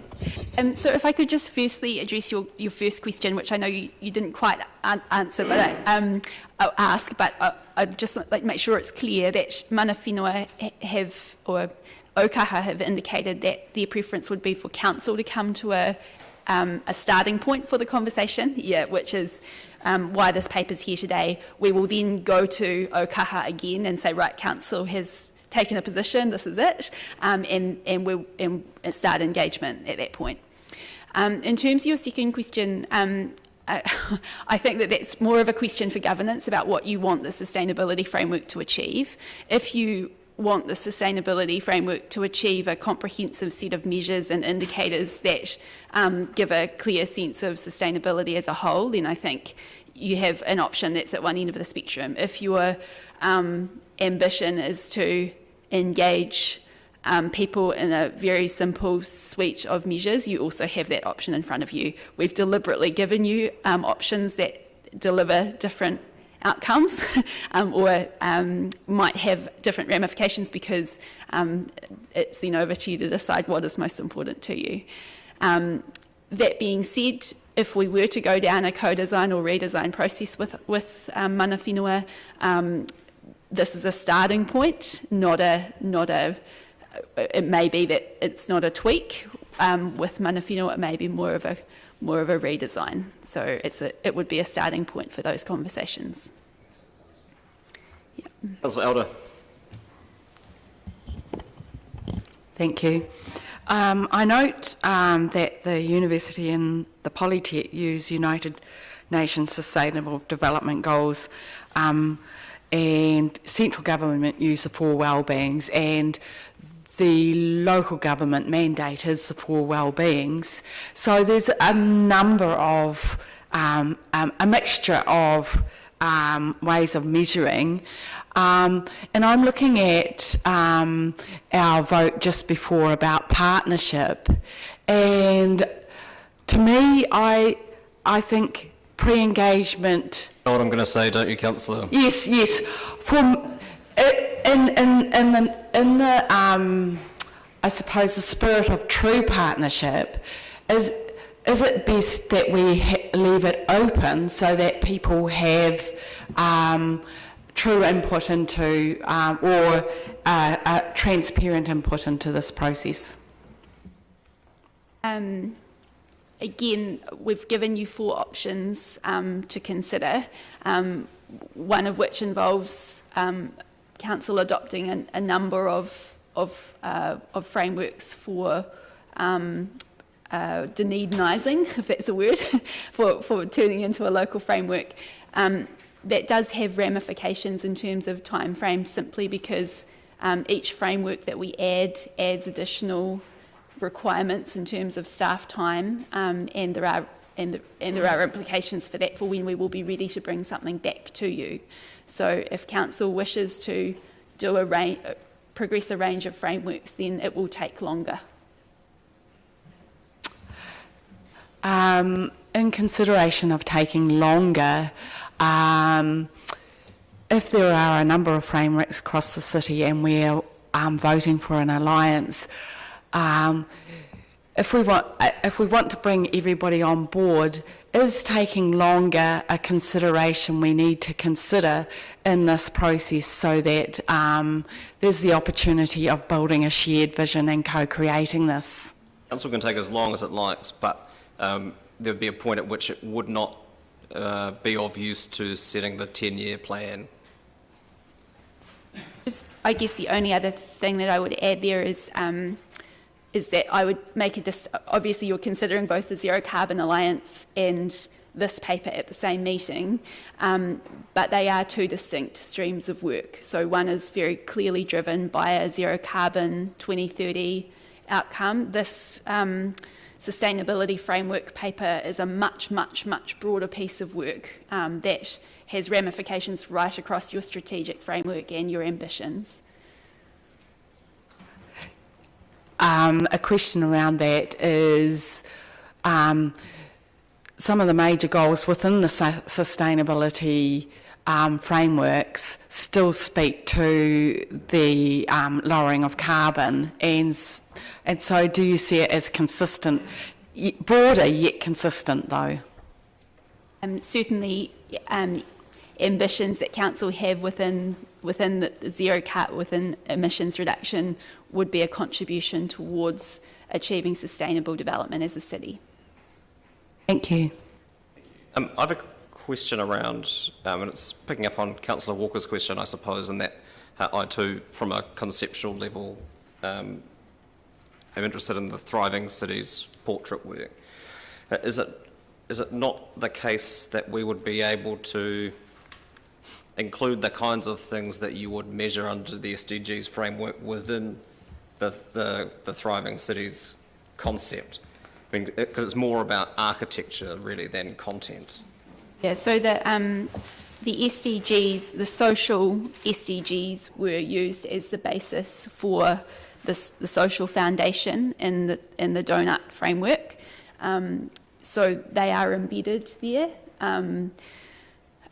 Yeah, it is more about the framework or the architecture that you guys would like, rather than perhaps the content per se, although I think by its very nature the SDGs approach tends to limit you to a certain number of targets rather than the broader representation that the donut supports. Yeah, thank you. Councillor Barker. Thank you, Worship. I'm a great believer in engaging people simply, so I just want to ask a question around the SDGs, and I note that the Polytech have been awarded or acknowledged as a UN Regional Centre of Expertise, and I wonder if you've engaged with the Polytech and talked about the different models and what they might think is the most effective. So in terms of engagement with other stakeholders, our priority was to engage with Ōkaha as the treaty, as a representation of the treaty partnership. Their signal was that their preference would be to go with, for council to decide on a framework before further engagement occurred. So to that end, we've brought a paper to you. If council wishes us to go away and do further engagement with other stakeholders, then that is achievable. It simply means that delivery will take longer because we will have a wider range of stakeholders to engage before we bring this paper back. Following on from that and from Councillor Elder's discussion around partnership, I note that the Otago Polytech and the university are both using the UN model. I wonder whether the other partners in our Carbon Zero, the Southern Health Board and the local Runanga and the ORC, have they got frameworks that they're using or not? The university has signed up to I think an international commitment around the SDGs.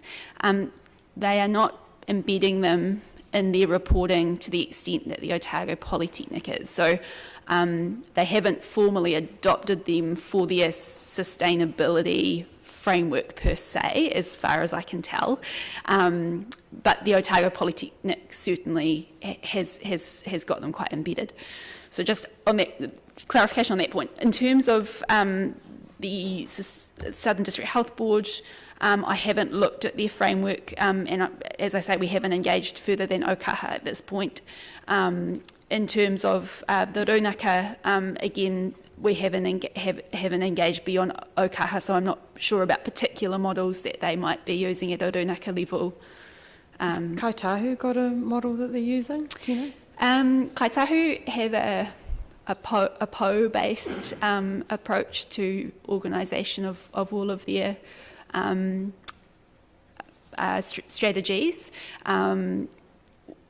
But again, that hasn't been reflected to me as a sustainability framework, so I feel unable to speak on behalf of mana whenua.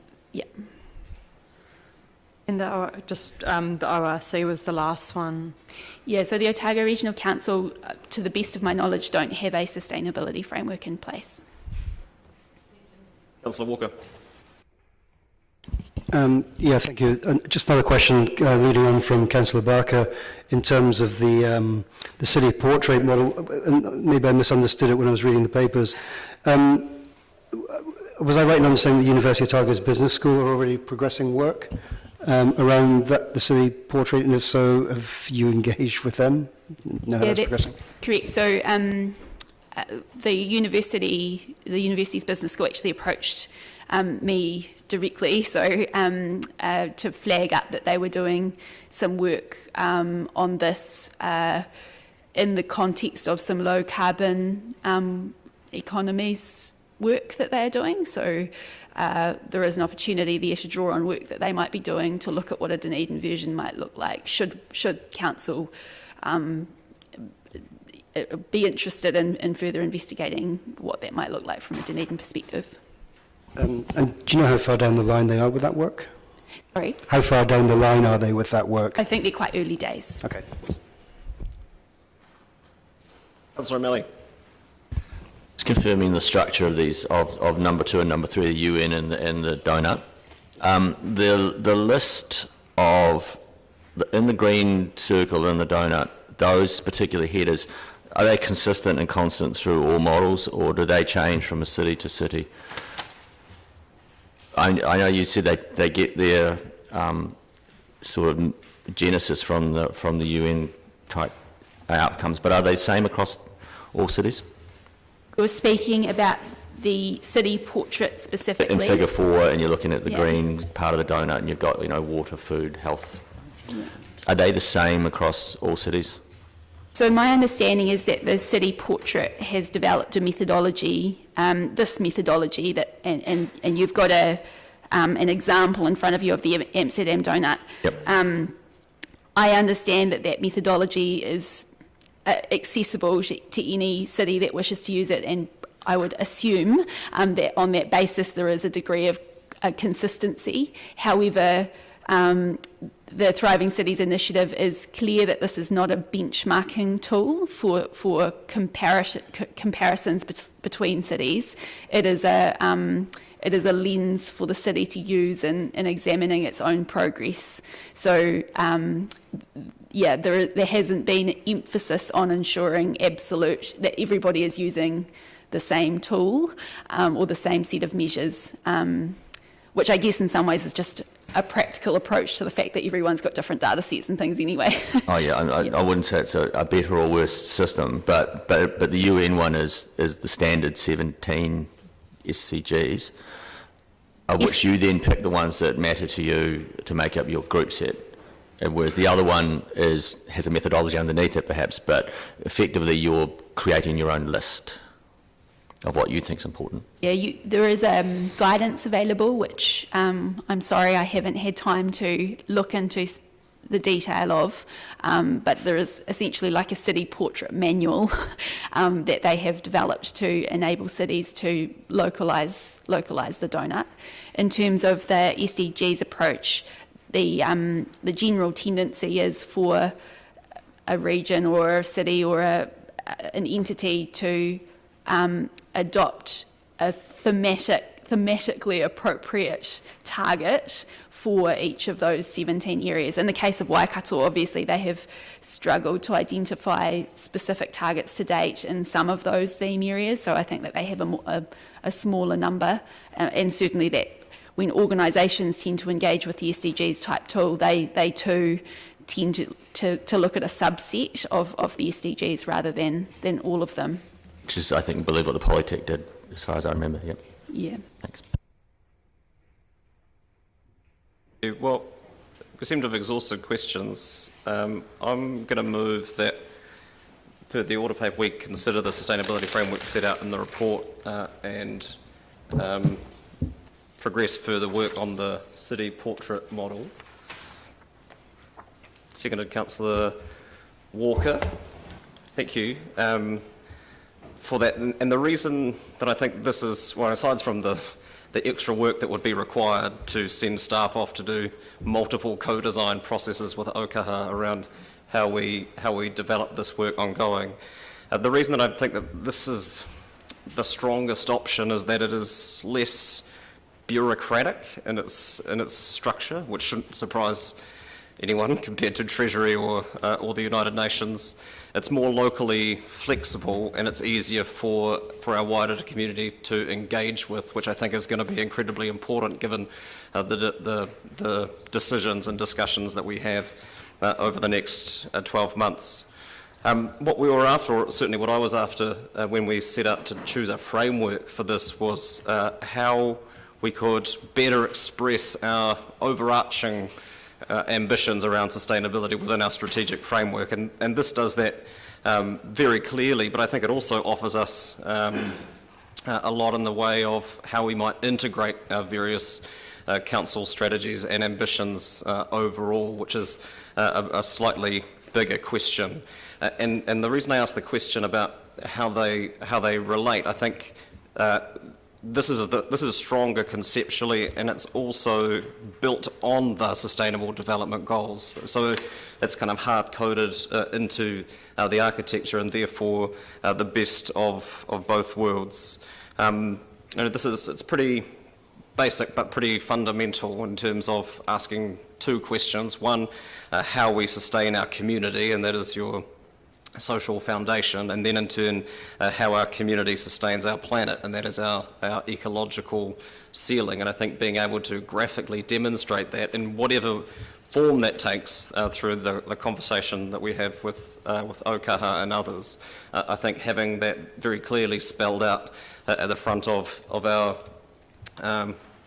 plans and strategic documents is a pretty useful thing to be able to focus not just our discussions and decision making, but those of our wider community as we head particularly through the 10-year plan process, but over the course of that 10 years and beyond. Also, further speakers, Councillor van der Vis.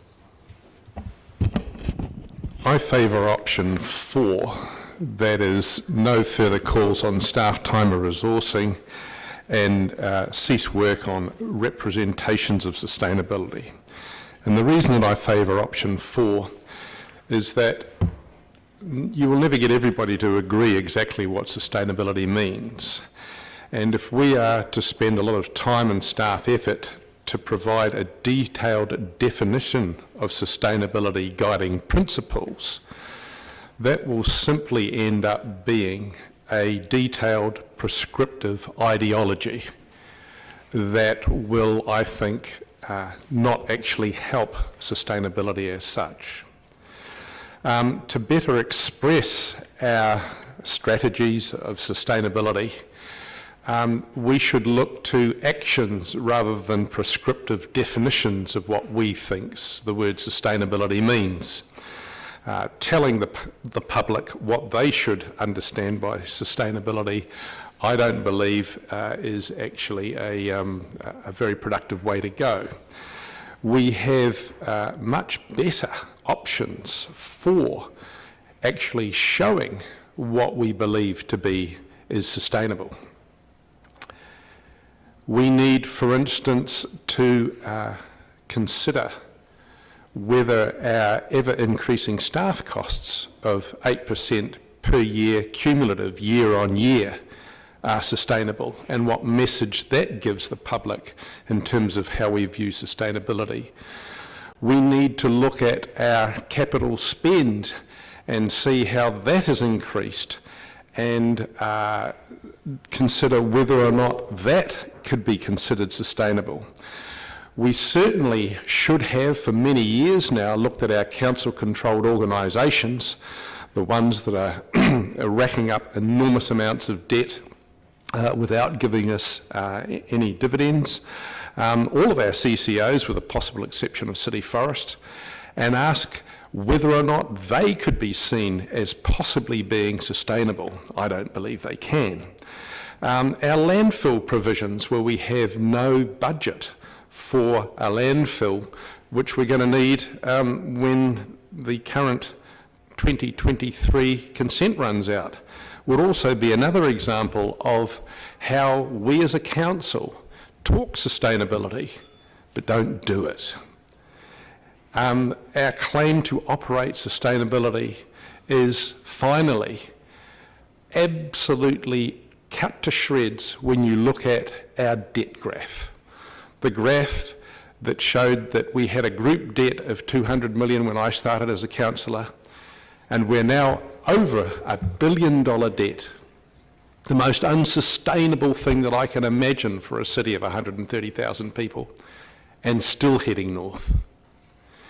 So in terms of this particular recommendation, spending more money, having a tighter definition of sustainability guiding principles, I believe is simply going to be a prescriptive, ideological excuse to further talk about sustainability but not do it.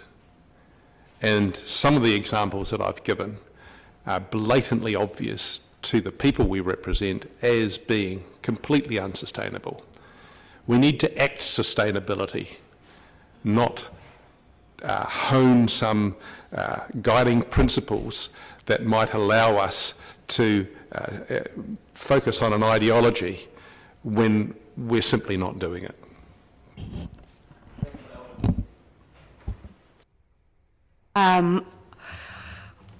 I will not be supporting this motion, and should this motion fail, I would like to move option 2, Council approves multiple sustainability frameworks for development and adaptation.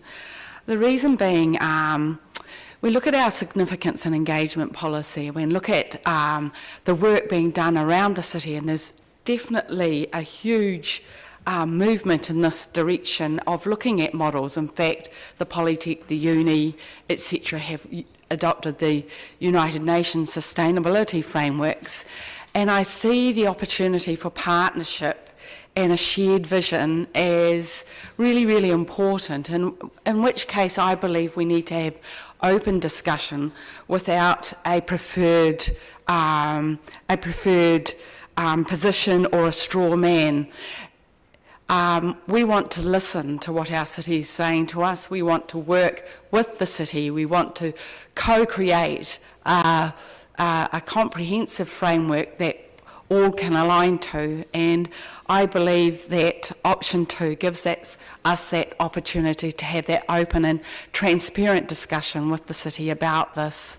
So I support option 2, and I think, yes, sometimes this will take longer, but sometimes good things take longer, and working together and creating partnership takes longer.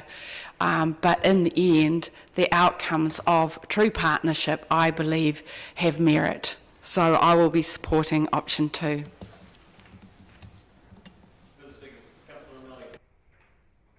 Worship, I'm glad we're not looking at the Treasury 4 capitals, because I think one of the things in that is an assumption that you can monetize all things physical and spiritual. And when you're trying to assess your outcomes, you're looking at outcomes that sometimes are quite difficult to turn into some numeric form, and I have a feeling that one would have sent us down that line. I'm rather agnostic as to whether we go with the UN or the donut model, because both are effectively development of lists, which then you, of critical points of which you'll focus, at which then you assess your progress to it. The donut model has the advantage, of course, that once you've set that list and you've got your visualization tool in place, you can redraw it at different times, and you can quickly see through that visualization tool the progress that you've made. The caution, of course, that whatever you choose is that these are tools, and you've got to make sure that they don't end up becoming the thing you follow, as opposed to, in other words, the list that we set up, if we go with this option, the list that we set up in that green circle is actually what is important to us. And presumably that list will come from this work we've done in the past, from our strategies. And it's encouraging to see that basically each city can determine will determine what it wants to do for the future. And then we'll say, okay, we're far or close to our target, and then we'll see what we are at some time later.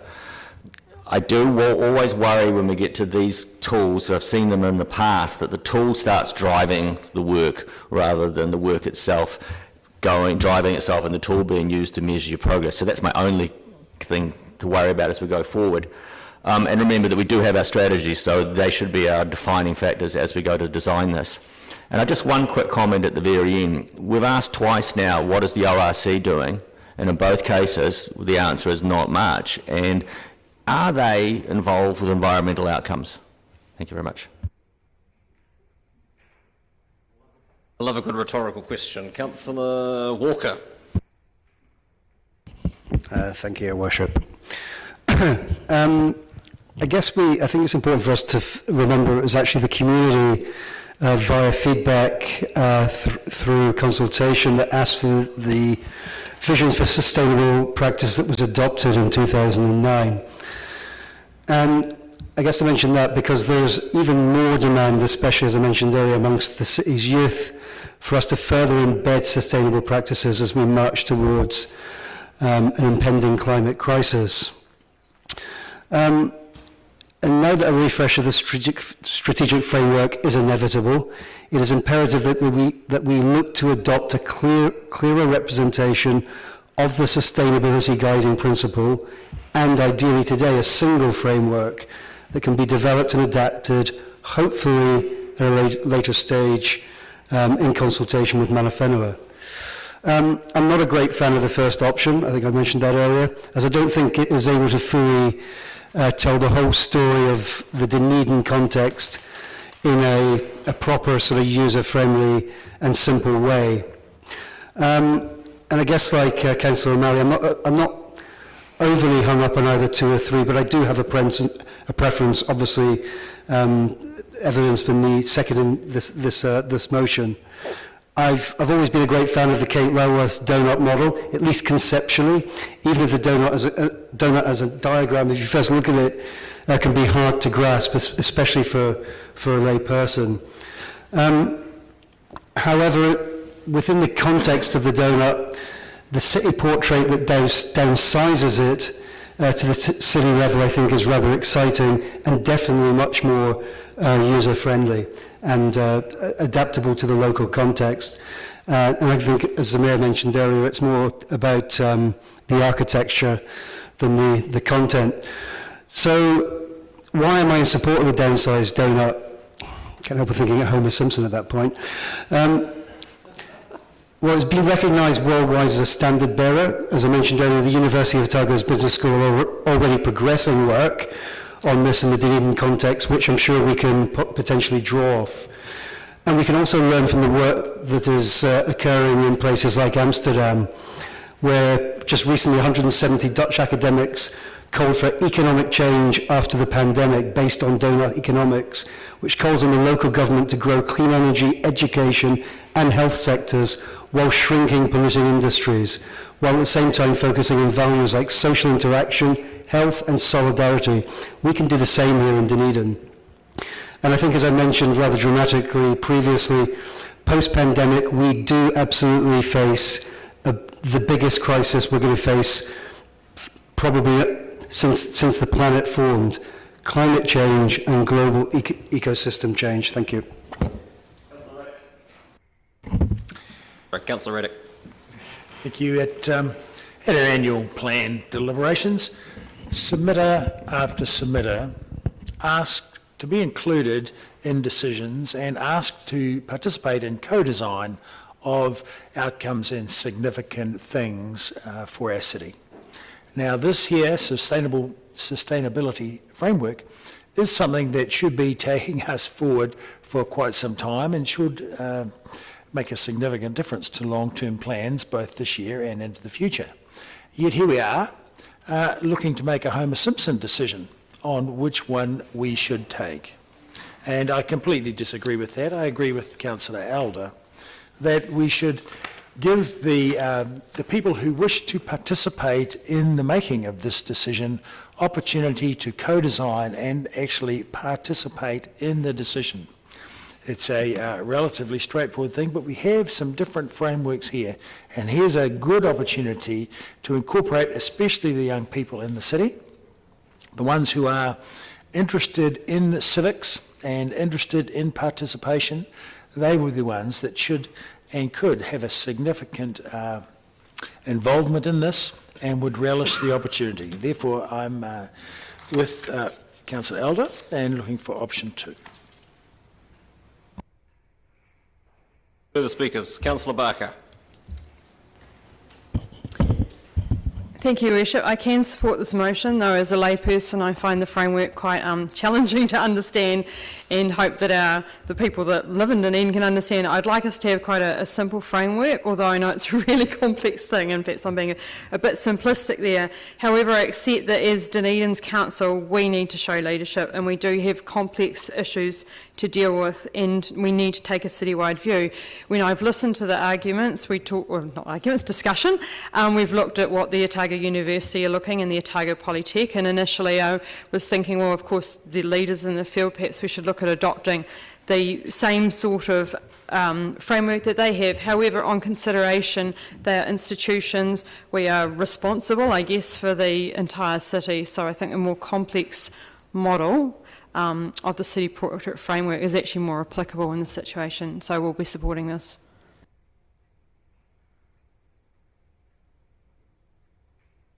No further speakers. By way of reply, I just want to pick up on the comments that have been made around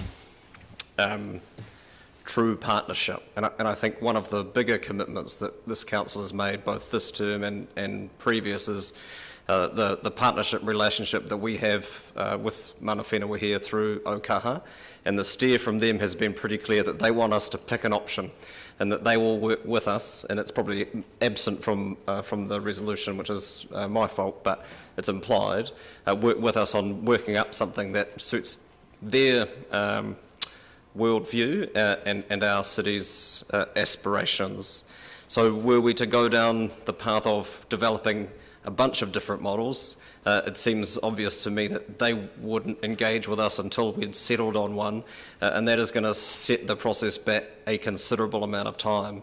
And I think, given the significance of the 10-year plan process that we are currently in the middle of and will work through between now and May of 2021, having a greater certainty around how we view sustainability and how it influences our decision making and our budget setting is incredibly important, and I can't see deferring this while our single staff member explores co-designing multiple options at the same time is going to get us anything meaningful in time to have an influence on that. And yes, the University of Otago and the Otago Polytechnic are using the SDG framework, but as I've said, that is built into the city portrait option. It's also, as much as anything, a question of timing. The reason that the Polytechnic, when it adopted the SDGs, didn't adopt the city portrait framework is that it didn't exist then. This is an evolution of that same thinking. It is entirely compatible, and that's evidenced really by the work that the School of Business are doing and picking up this work in terms of how it might localise and how it might better reflect our local situation.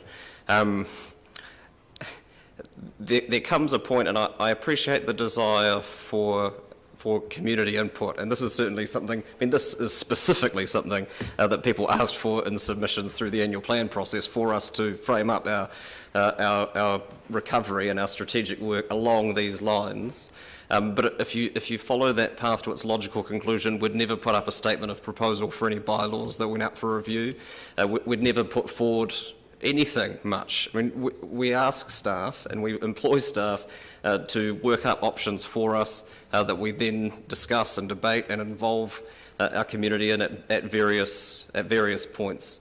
And I don't think using that as an excuse to not progress this work is particularly helpful, given the various strategic and policy objectives that Council have and that we need further action on, as others have already alluded to. And I'll take the vote. All those in favour? We'll take it by division. How dare I suggest otherwise? Councillor Barker. Aye. Councillor Benson Pope. Aye. Councillor Elder. No. Councillor Gary. Aye. Councillor Hall. Aye. Councillor Lord. Aye. Councillor O'Malley. Aye. Councillor Raddick. No. Councillor Staines. Aye. Councillor Vandervis. No. Councillor Walker. Aye. Councillor Wiley. No. Your Worship. Aye. Carried 9-4. Thank you. It's 11 past, my apologies, 12. I'll move that we adjourn for lunch. Seconded, Councillor Staines. All those in favour? Aye. Those against? That's agreed. That's agreed. We'll start back at 1:45. Yeah, we don't need a division on that one.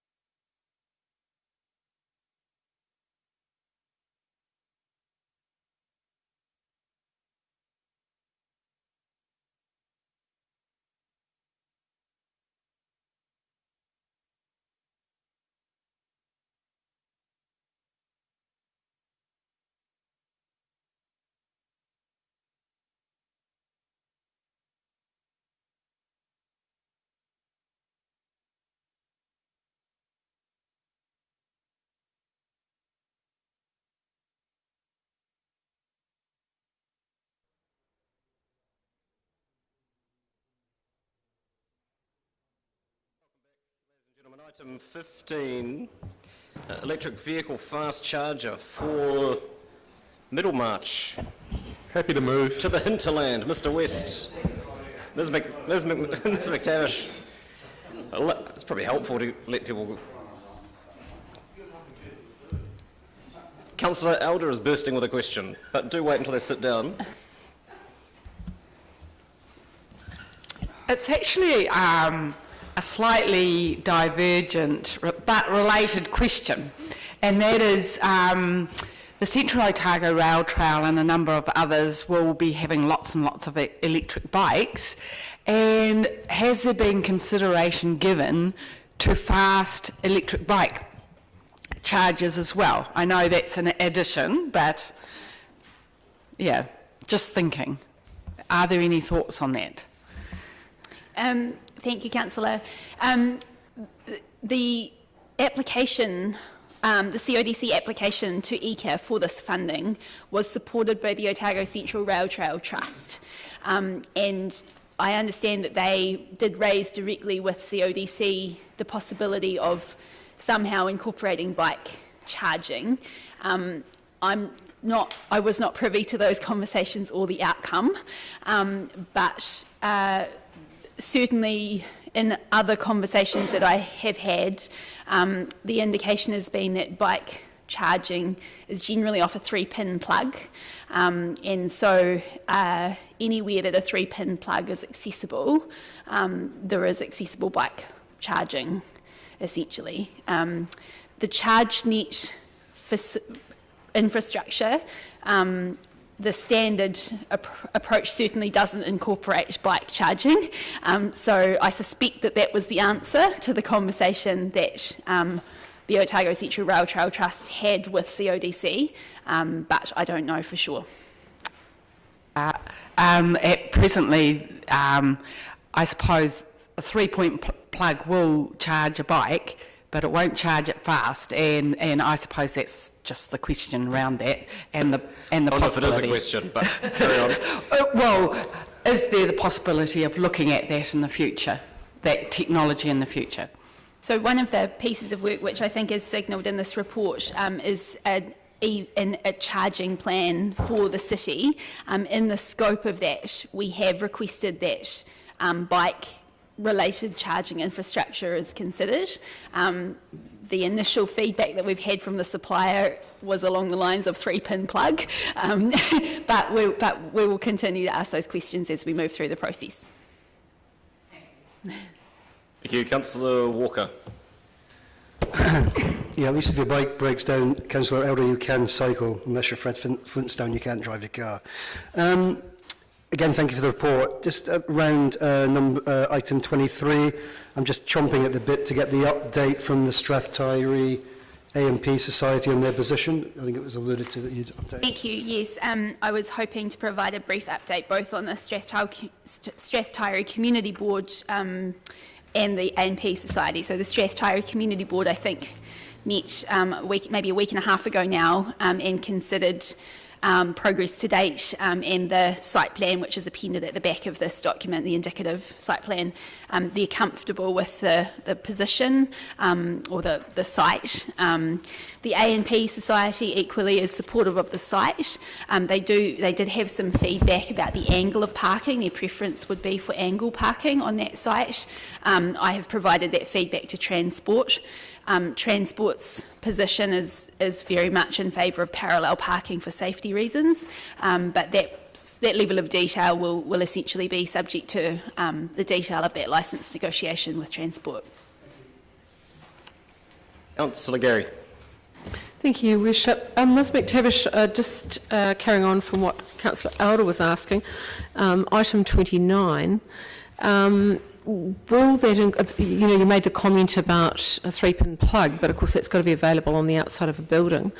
And I just wondered if there's any thoughts around that plan, particularly with the work being done on State Highway 88 and the shared path and then round to Portobello, Port Chalmers to Portobello, the electric bike 3-pin plugs on the outside of buildings and then the charging, EV charging, whether that would be part of that consideration when we come to that work?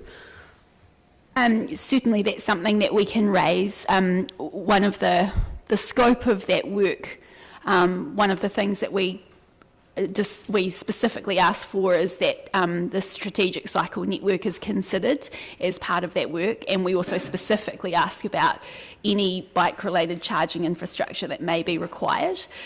So in light of the feedback today, I will go back to that. We're still in the process of finalising contractual arrangements around that piece of work, so I will ask further questions on that and make sure that it's certainly in the scope.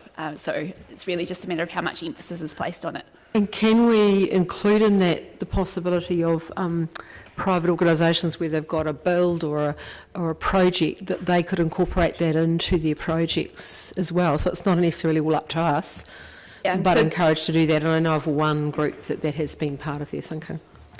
Certainly, the scope of the charge plan is not it is not specific to council-owned property. It's asking about infrastructure requirements that might be required across the board. Excellent. Thank you. Councillor Barker. Thank you, Worship. Regarding the disadvantages on page 124, one of the disadvantages is by offering a free licence for the initial period, the DCC may be seen to be subsidising a commercial operator, and I wondered what the thinking was behind offering it at no rent. So this the approach that is being brought to council on this mimics the approach that was brought in relation to Water Street, so the charges on Water Street. I wasn't a council staff member at the time that those negotiations and discussions happened, so I'm sorry I can't provide any further detail around the reasons why that position was come to. I'm wondering if you might not be able to tell me what the usual rent of a licence to occupy might be. Has anyone got an answer on that? No, we can't, but we can find out for you, councillor, if you'd like to know. Again, from memory, it was a decision of council to approve that arrangement for the Water Street site. Councillor Wiley. Thank you, Mr Mayor. Yeah, it was a 14-1 vote with me voting against. I wasn't going to suggest anything. I clearly remember it. And it leads me to some of the questions I've got. Who is ChargeNet? So ChargeNet is a private company that is operating in the EV charge market. I note they've got quite a lot of relationships with councils around the country, and in many cases they've got a commission arrangement with those councils. And I'm wondering why was that not sort of discussed here in this paper? I'm sorry, I'm not aware of a commission arrangement. This paper was drafted on the basis of the previous position that council took in relation to the last charger. But if council wishes us to investigate another approach to this commercial arrangement, then that can be done. Okay. Then I also note on point 28 where councils consistently are regularly being approached by private suppliers wishing to install. So what would make this one more favourite over another supplier? So up until I think about June, we had only been approached, well, we were approached on this particular for support on this particular application to ECA by Central Otago District Council as a partner in the Central Otago touring route development that had been underway, which I think Destination Dunedin staff were involved in. So it was seen as a contribution to the vision for that piece of work that had been jointly developed by staff at CODC and DCC. That being said, it also predated Council's decision to progress with a EV charge plan for the city. So since that EV charge plan implementation has been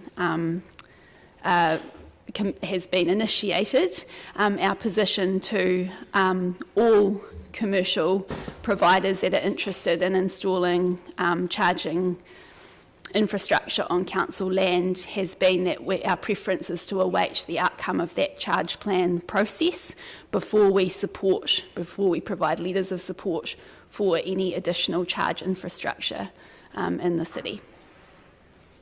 Okay, my understanding, looking at a media release by the Central Otago District Council, that ECA was co-funding this project to $153,000, with ChargeNet providing the other half.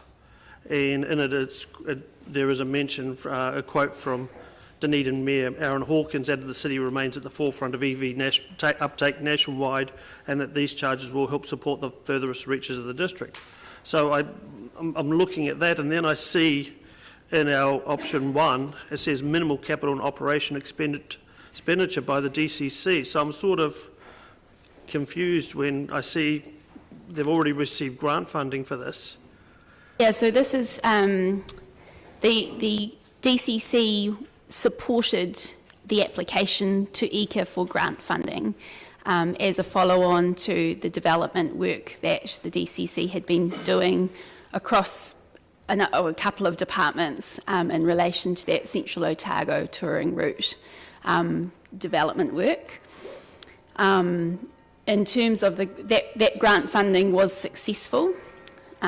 This paper and the advantages and disadvantages that are being put up to council were drafted on the basis of the Water Street paper that came up to you for consideration and reflect a similar approach.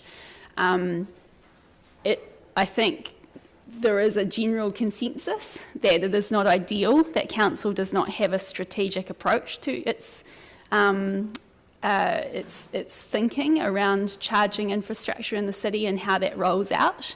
And certainly the ambition would be to take an even-handed approach to commercial operators wanting to operate in this space into the future. The hope is that once we have that charge plan in place, we will be in a better position to do that because we will have a clear understanding of the type of infrastructure that the city would like, where it would like it, and we will cease to be responding on an ad hoc basis to individual requests that come through from private operators. Okay. I note at Water Street the rate of charging is at 25 cents per kilowatt and 25 cents a minute. And from recollection of the debate we had previously on Water Street, the average charge for a vehicle was anywhere from $12 to $14. I note there was nothing in this paper about what the income generation would be or anything like that, or what the rate would be. And I would be thinking, based on both councils supporting this and putting up half the cost, that there should be, is there a reduction, there's a cap rate on charging or anything, or costing? Just for clarity on that, councils are not investing in any cash in this arrangement. A council's subsidy, which is referred to on page 124, is in terms of the waiving of any licence fees for the period of 5 years. That is council's contribution. And the contribution of supporting the ECA application for 50% subsidy? Yep, in terms of staff time, absolutely. As I've said, that was considered to be a follow-on from the Central Otago touring route work that had been undertaken by Enterprise Dunedin in collaboration with Central Otago District Council. Their route development plan saw an electric vehicle component as being core to the vision for that being a more sustainable touring route option. Okay, thank you. Councillor Benson-Pope. Thank you, Worship. I'm looking at the plan of the layout, and I'm pleased to see written on the road, electric vehicle charging only. I'm aware, and I think I've raised it in this context previously, of some pretty aberrant antisocial behaviour by drivers in the Warehouse Pack and Safe car park, where there's a charger with 2 blue marked EV charging spots, often occupied by non-electric vehicles, often also occupied by EVs not charging. My question, therefore, is, does our bylaw enable us to enforce what we would regard as desirable behaviour, and as to charge at this place or don't park here? For the detail of the answer to that question, I would need to go to Transport, but I understand that there are some parking-related mechanisms that they need to go through, approval mechanisms, to get it designated, to have it designated a certain designation. I think and once that occurs, then that can be policed. However, Transport have signalled that given the distance from town of this particular site, that policing would not be easy.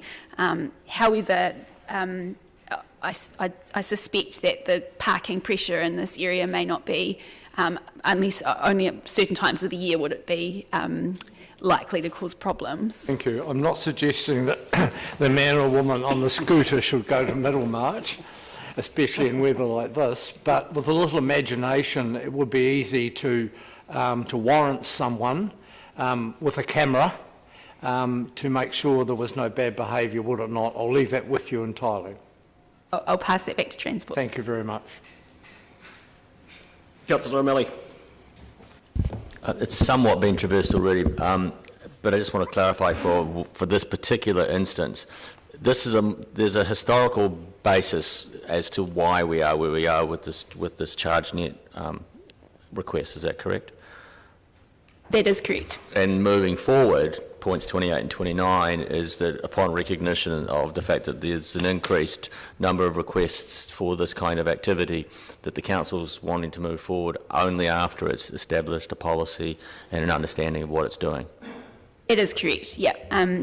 I would, however, caution that that does not preclude commercial operators from establishing this type of infrastructure on any private land around the city that they might wish to. In fact, I'm aware of a application to the most recent low emissions vehicle fund round by ChargeNet to establish another, actually a supercharger on private land in Dunedin.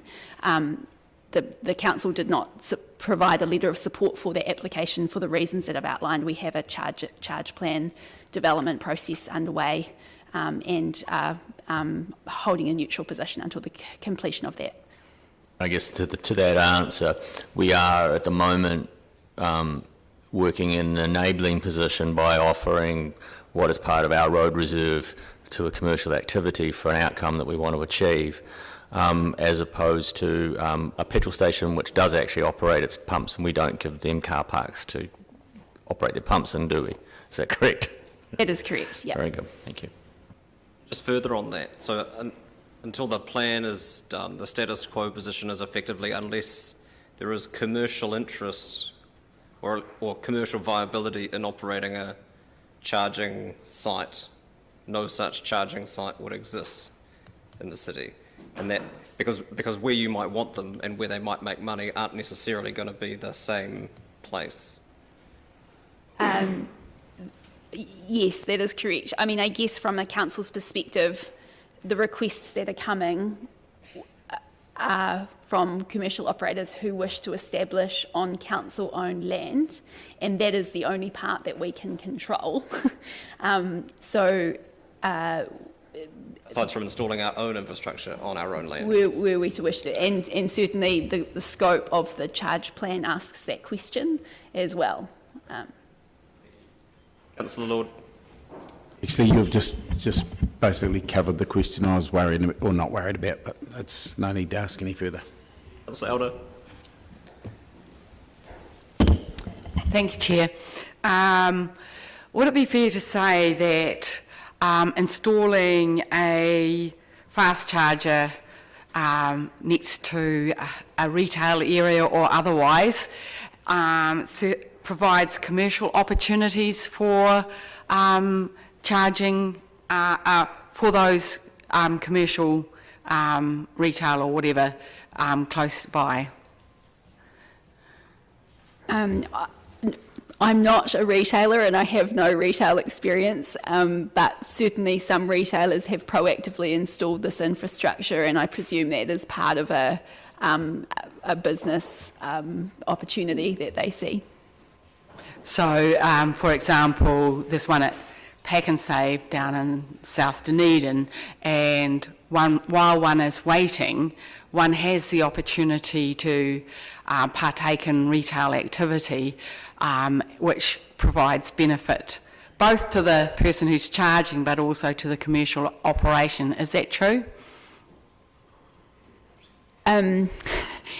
Yes. I mean, I think there are a range of discussion points around the location of EV charge infrastructure, and some retailers see a real benefit in them being established outside their premises, others don't, for whatever reason. So I think the answer would probably be different for different retailers. So within our plan, are we looking at sites related to the commercial opportunities on private land, related to areas that would be really quite interested in setting up such a thing?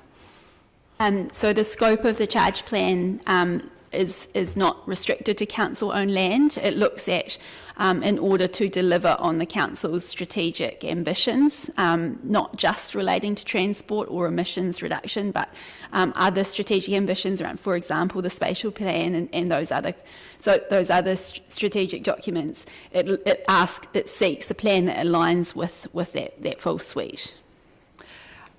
But the opportunity exists in that plan for that private land and commercial opportunities as a partner in this plan. Certainly, in terms of it does not. The plan does not restrict any possible siting of the scope of the plan. Does not restrict the potential siting of this infrastructure. No. And should commercial people be interested in this and putting it on their land, would that incur cost to the council? No. So at the moment, an operator of charging infrastructure could approach any given landowner for permission to establish a charger on their land, and council would have, other than potentially if there is a district planning consideration, and there is in some heritage precincts, other than that, council would not have involvement in that essentially commercial arrangement. Thank you. The context of the wider charging plan is useful background and useful to know where we're going, but I think it might be more productive to focus on the request that is being made of us out in Middlemarch. And on that note, Councillor Raddick. I appreciate your restraint. Any further questions? It's been moved by Councillor Vandervers and seconded by Councillor Benson Pope. Would you like to speak to it, Councillor? Good, thank you. Further speakers. Councillor Wiley. I'm actually going to vote against this, and it's going to be similar to what I had said just over a year ago. And I do support EV stations and the reasons for them. And I also totally understand the reasons to grow the charging network across the city. And that's the wider city, and that's to all the boundaries. But when you start looking at who ChargeNet is, it is a private company. Council, Dunedin City Council, along with the Otago Central Council, worked together and got supported ECA funding to the tune of $153,000, with ChargeNet paying the balance. ChargeNet at the Water Street location charging centre, as I said, charges 25 cents a kilowatt and 25 cents per hour. This is a commercial entity. And as I touched on in the questions, other councils that have entered in relationships with ChargeNet have taken a commission rental, have taken a commission off the charging rate or charged them a rental. Nowhere in this paper did I see us discussing that or even entertaining that opportunity. I am consistently frustrated that we're giving this away for free. There should be a return, and I cannot see where council does this for other commercial businesses. This is a commercial arrangement, and I believe there should be a true commercial agreement. Councillor O'Malley. I think in the immortal words of the baseball commentator Yogi Berra, this feels like deja vu all over again. Because I believe this was the exact argument we traversed last time. And the counter-argument is that when you were trying to get new activities and business activities into the area, you will sometimes offer a form of a subsidy. And the form of the subsidy here is the use of the public space to put this facility in. And the upshot of this, the payback from it and what we have got from it, is that now there is sufficient commercial interest in doing this that we will now stop this activity till we have a reassessment of what we're going to go forward, and then upon reassessing that we'll set up our policy on the next one. So I'm more than happy to support this because I believe that in fact ChargeNet coming here has actually led the charge for the outcomes that we've got. Thank you. Councillor Lord. Yeah, look, I do support it, and just to Andrew's comment, I think this is a service we're providing for our residents, and we're getting nothing for that land anyway, and I don't have any problem offering it for free just to help enable a wider network. And if I was a ChargeNet, it's the last place I would want to put a charger on an economic basis. So they are working with us, they've got funding to make something that suits all residents, so just a no-brainer. Thank you. Councillor Raddick. Yes, I mean, if we're going to support a carbon zero target, then facilitating the use of EV vehicles is quite a significant way that we can actually do something.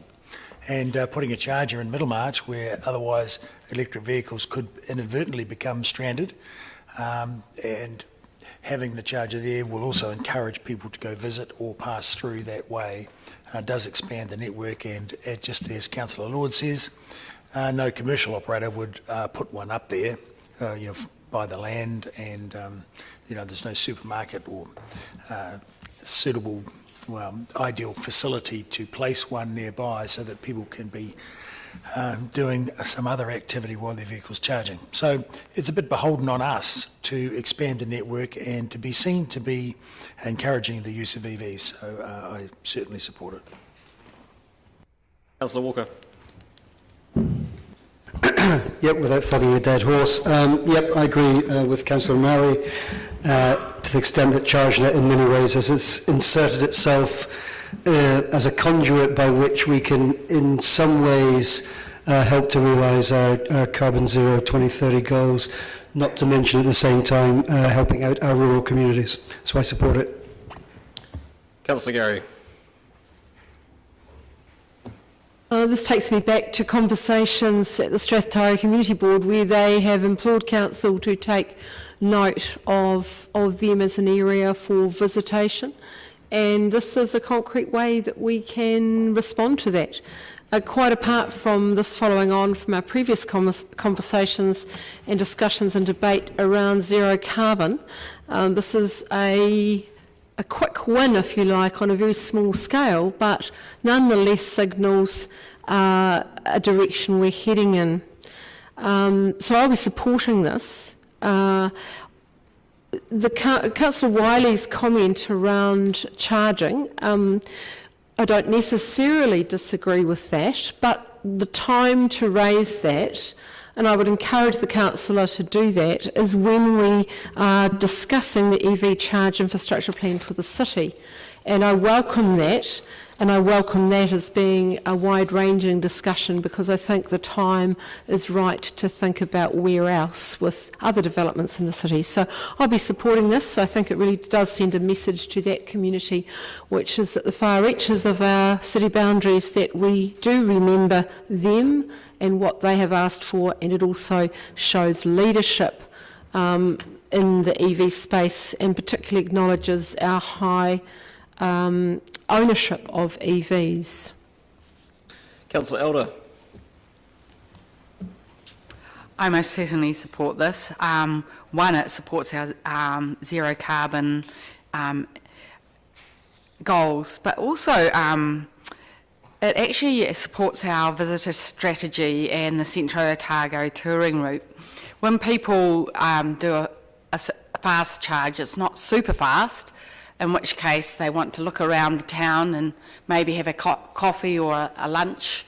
So I think having that whole big picture is definitely a win-win, and for Middlemarch, I believe it's certainly going to actually help in economic value to that area and to that part of our city. So yeah, I definitely support this, and I think it's a win-win for both the community and for lowering our emissions. Councillor Barker. Thank you, Your Worship. As one of the 3 EV owners on council that I know of, I thoroughly support this move. My question's around asking about the charging, and I would have appreciated it being in the report just to contextualise it. And now that we've had the discussion, I do understand the public good versus the private good. And I did have a little Google, and I saw that QLDC didn't charge, and the other councils that I came up weren't charging for licences to occupy. I also noted that ChargeNet NZ had a $5 million turnover, and I was interested in their profitability but couldn't find that online, but I do support this. Further speakers? Councillor Vandervis. Councillor Wiley has said there should be a return, and I agree with him. I think that we are getting a return. To me, this use of public land is pretty much like the use of public land, for instance, in putting in a cycleway. Not everyone uses cycleways, only a small proportion of the population use them, but we recognise that they are a good, that they're a good on public land, and we support that kind of return on the public land. I think this is actually a similar case in point. There's not a financial return, but there is a real facility and value return, just like there would be if we were putting in a cycleway. The advantages of this one, and the reason I have no hesitation in voting for it, is it doesn't cost us anything to put in. It doesn't cost us anything in terms of having to do the accounting for having to perhaps raise a small rental on the land and all the other palaver that goes with that kind of paperwork. To me, this is clean. There is a return. It is of public benefit. It's a position that probably wouldn't be that economic for ChargeNet to do, other than them being able to say, look, we have a complete and connecting network, and hopefully that will allow some of their other stations to actually get more use. I don't ever anticipate using it myself. I use my electric vehicle for all my short journeys, which are 98% of them. For a longer journey, I take another vehicle. So I believe that we are getting a good return here. I hope Councillor Wiley will feel a little less concerned that this is public land that we're not getting a return from. I believe we are, and look forward to other people being able to use the facility. Thank you. Thank you. I'll put the motion. All those in... I'll take the motion by division. Thank you. Councillor Barker. Aye. Councillor Benson Pope. Councillor Elder. Aye. Councillor Gary. Aye. Councillor Hall. Aye. Councillor Lord. Aye. Councillor O'Malley. Aye. Councillor Raddick. Aye. Sorry, can you repeat that, please? Aye. Thank you. Councillor Staines. Aye. Councillor Vandervis. Aye. Councillor Walker. Aye. Councillor Wiley. No. Your Worship. Aye. Carried 12-1. Thank you. Item 16, the representation review. You will have noticed that Ms Sullivan is absent. Ms Graham will speak to the report. You happy to take it as... I've got one point I'd like to make for councillors. There are two recommended options in the report. That's a drafting error. Option 1 is the recommended option. Questions? Councillor Benson Pope. Thank you. I'll put that in there. Yep. Any questions? Councillor Garrett, it's not compulsory. I'm just trying to find the section. It's on page 132. Under advantages, elected members may or may not be part of the panel. Do I correctly remember that there was an elected member? I think it was the Mayor, wasn't it, that was on that panel last time? The last panel had the Mayor, and I believe the previous one may also have had the Mayor, remembering that the Mayor's role isn't part of any representation review. So the role was? No, the Mayor is independent, so the councillor positions are subject to review, as are community board roles, but the Mayor's role isn't part of a representation review. Thank you. Moved in Councillor Walker. Yeah, just a point of clarification. Ms Graham just alluded to two options, but on the paper there's three.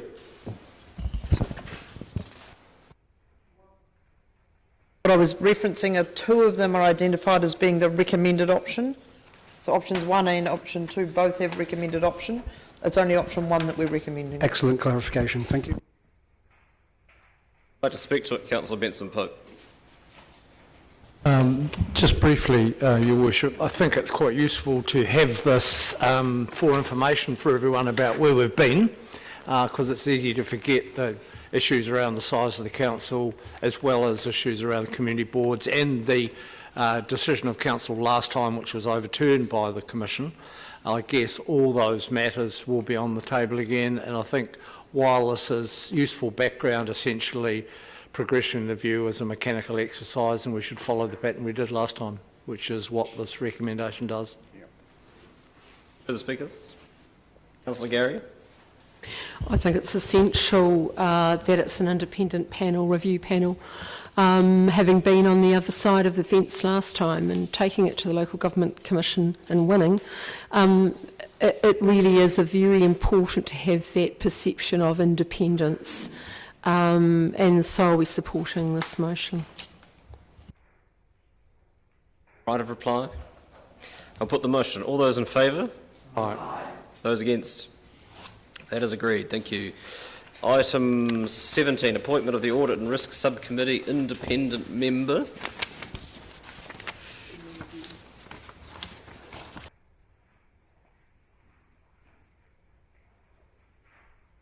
Again, a question of process rather than appointment. Thank you.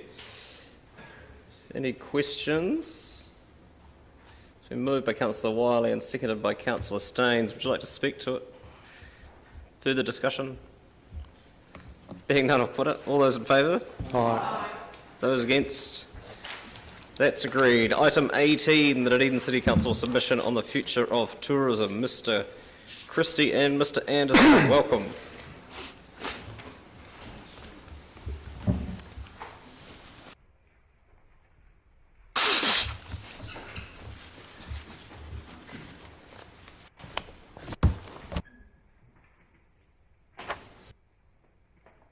Anything you'd like to offer by way of opening? No? Questions? Councillors. Councillor Barker. Thank you, Worship. I'm just looking at page 172 where it talks about the summary of considerations and the engagement, external and internal, and it says there due to the short time frames there's been no internal engagement on this report and there's been no external engagement report, and my concern is around the fitting in with council policies. Why is there such a short time frame on this?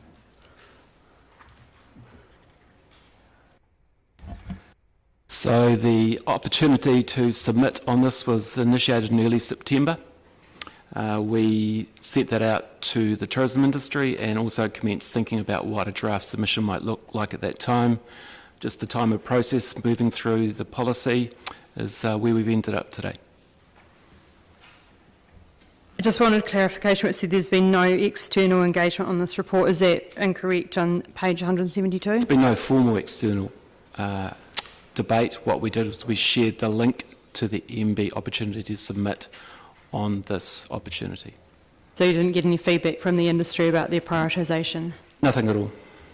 And no engagement internally either? I just wonder, well, given that we've been discussing sustainability all day, why sustainability wouldn't be number one on the consultation document? We've had some informal consultation internally, but nothing official. Thank you.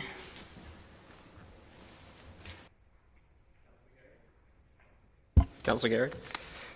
Mr. Anderson, I wonder if you could just clarify for me in the submission, on page 175, it talks about positive change and it suggests values, ways of operating and so forth. Was there any thought given to two areas that I think there needs to be significant improvement on in our tourism industry? And one is cultural competency, and that slash manaakitanga, and customer service, which we're not necessarily very good at. Any thought when you were putting this together of those two elements? So I think, Councillor, that they're embedded across a lot of the work that we're doing. They're also a key, both of those are key components of the STAP funding that we have in those initiatives. So they're related, may not be specified in this particular submission, but in a sense it's a very general submission. There's a lot to cover in a short space of time. Thank you for that. That gives me reassurance. Councillor Walker. I guess my question might get a similar answer, but I just was a little bit concerned, or maybe you can answer why, under the challenges the tourism system is facing, and throughout the whole submission, considering we are the wildlife capital of New Zealand, there's no mention at all about protection of wildlife, or indeed, I guess, habitat destruction, and that being the case. Yes. So again, a similar answer to Councillor Gary. And again, I think you'll find that we're about to commence a refresh of the destination plan, and there are 5 key components that aren't in the current plan, and one of the ones that will be in the new one is looking at sustainability, including wildlife and habitats in particular. Councillor Elder. This is just a clarification question.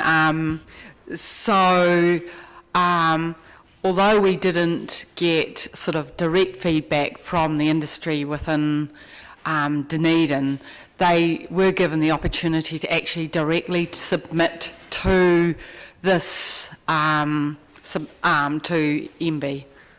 Yeah, the link to the MB submission was shared with our tourism korero page and also discussed with hosts. So we can only do so much. If the industry doesn't want to take up the opportunity, there's not too much more we could do.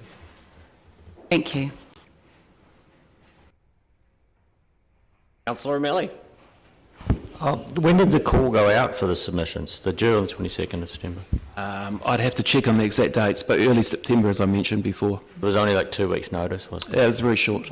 There is, I guess from our point of view, we see this submission as being general in a sense, and there's an opportunity in pre-December, when the next feedback loop happens through the MB process, to comment in more detail on whatever comes out of that part of the process.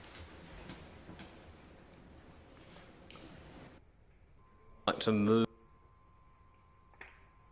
Councillor Wiley, seconded Councillor O'Malley. Would you like to speak to it, Councillor? No, not really. I think the key is that, yeah, and then I go on to talk, yeah.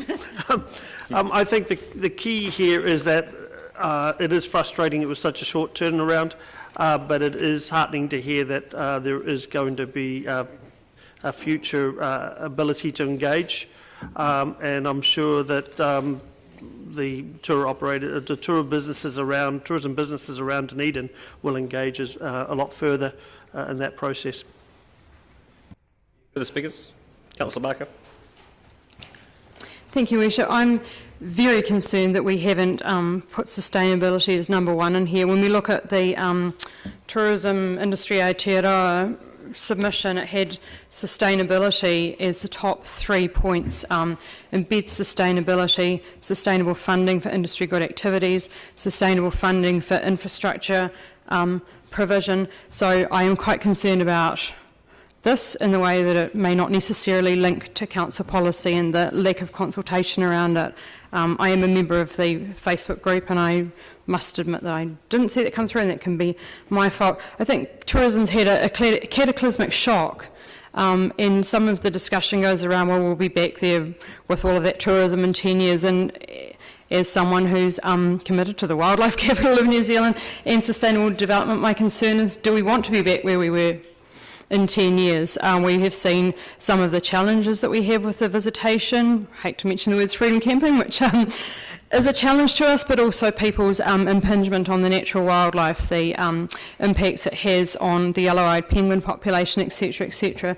So I do think that this is now a time to reimagine tourism. This is what I hear the tourism framework going forward to do, and I hope that we can be part of that. I really would have liked to have seen our submission on Council's behalf, on Dunedin's behalf, more reflecting the sustainability of the tourism industry, the operators within it, and the fact that it is a key a key industry in Dunedin. Thank you. Thank you. Right of reply, Councillor. I actually agree with what Councillor Barker said about the sustainability. I think also the work that the tourism group are going to do in the next few months, I think is going to be very, very important. And again, you just have to look at the timing of the submission, and government at the moment just seem to be lost in tourism, and I hope this is a pathway for them to find their way. Thank you. I'll put the motion. All those in favour? Those against? That's agreed. Thank you. Item 19, the draft Dunedin City Council submission on building for climate change. Mr West, Ms McTavish, welcome. Frequent flyers today.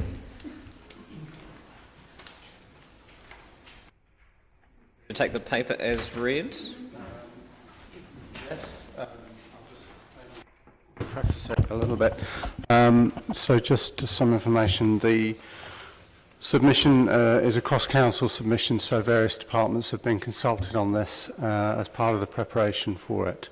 So just let you have that background. Thank you. Questions?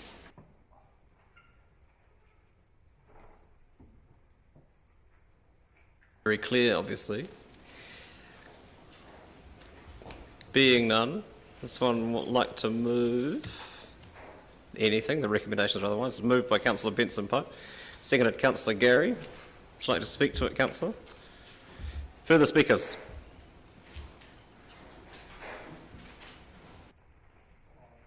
Being none, I'll put it. All those in favour? Those against? That's agreed.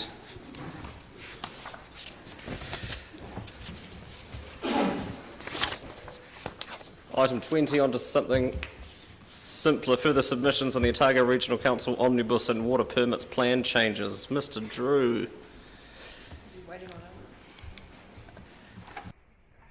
We've been unnecessarily efficient in our progress. If you require staff, we can adjourn briefly to fetch them. Are you all right, Simon, or do you need... Yes, no, I'm okay. Okay, welcome. Questions, councillors? There are none. Someone like to move the recommendations? Move Councillor Elder, seconded Councillor Hall. Would you like to speak to it, Councillor?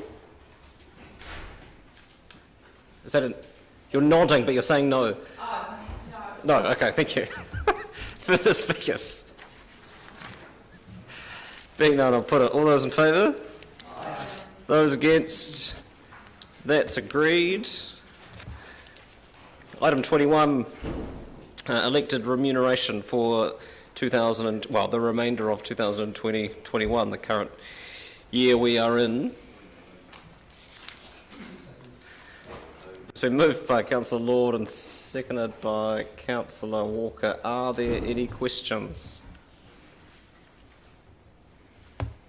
No. Would you like to speak to it, Councillor Lord? No, not at all. I'll put the motion. All those in favour? Oh, sorry, are there further speakers? Councillor Walker. Yep, I just wanted to say it seems very logical in the context of COVID-19 that we receive no increase in our remuneration. As we know, many people and families out there are doing it very tough, and things will likely get a lot worse before they get better. Everyone around this table are very safe, at least until October 2022, and we should be very grateful for that. And I happily receive no increase in my remuneration. Thank you. Thank you. Further speakers? Your right of reply? No. Put the motion. All those in favour? Aye.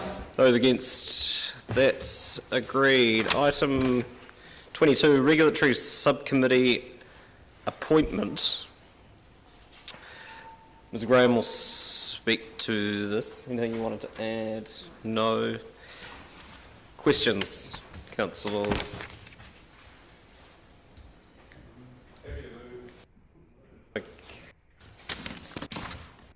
By Councillor Danvers, seconded by Councillor Walker. No questions. Would you like to speak to it, Councillor? Further speakers? Being none, I'll put it. All those in favour? Aye. Those against? That's agreed. And that incredibly efficient stretch after lunch takes us to the resolution to exclude the public. And I'll welcome Mr Henderson, we're done. I'll move that Council, pursuant to the provisions of Lagoima, exclude the public from the meeting for the reasons outlined in the agenda. Seconded, Councillor Gary. All those in favour? Aye. Those against? That's agreed. Thank you. I'll move that we adjourn for 5 minutes to give people a chance to get out of here. Seconded, Councillor Gary. Thank you. All those in favour? Aye. Those against? That's agreed. Thank you.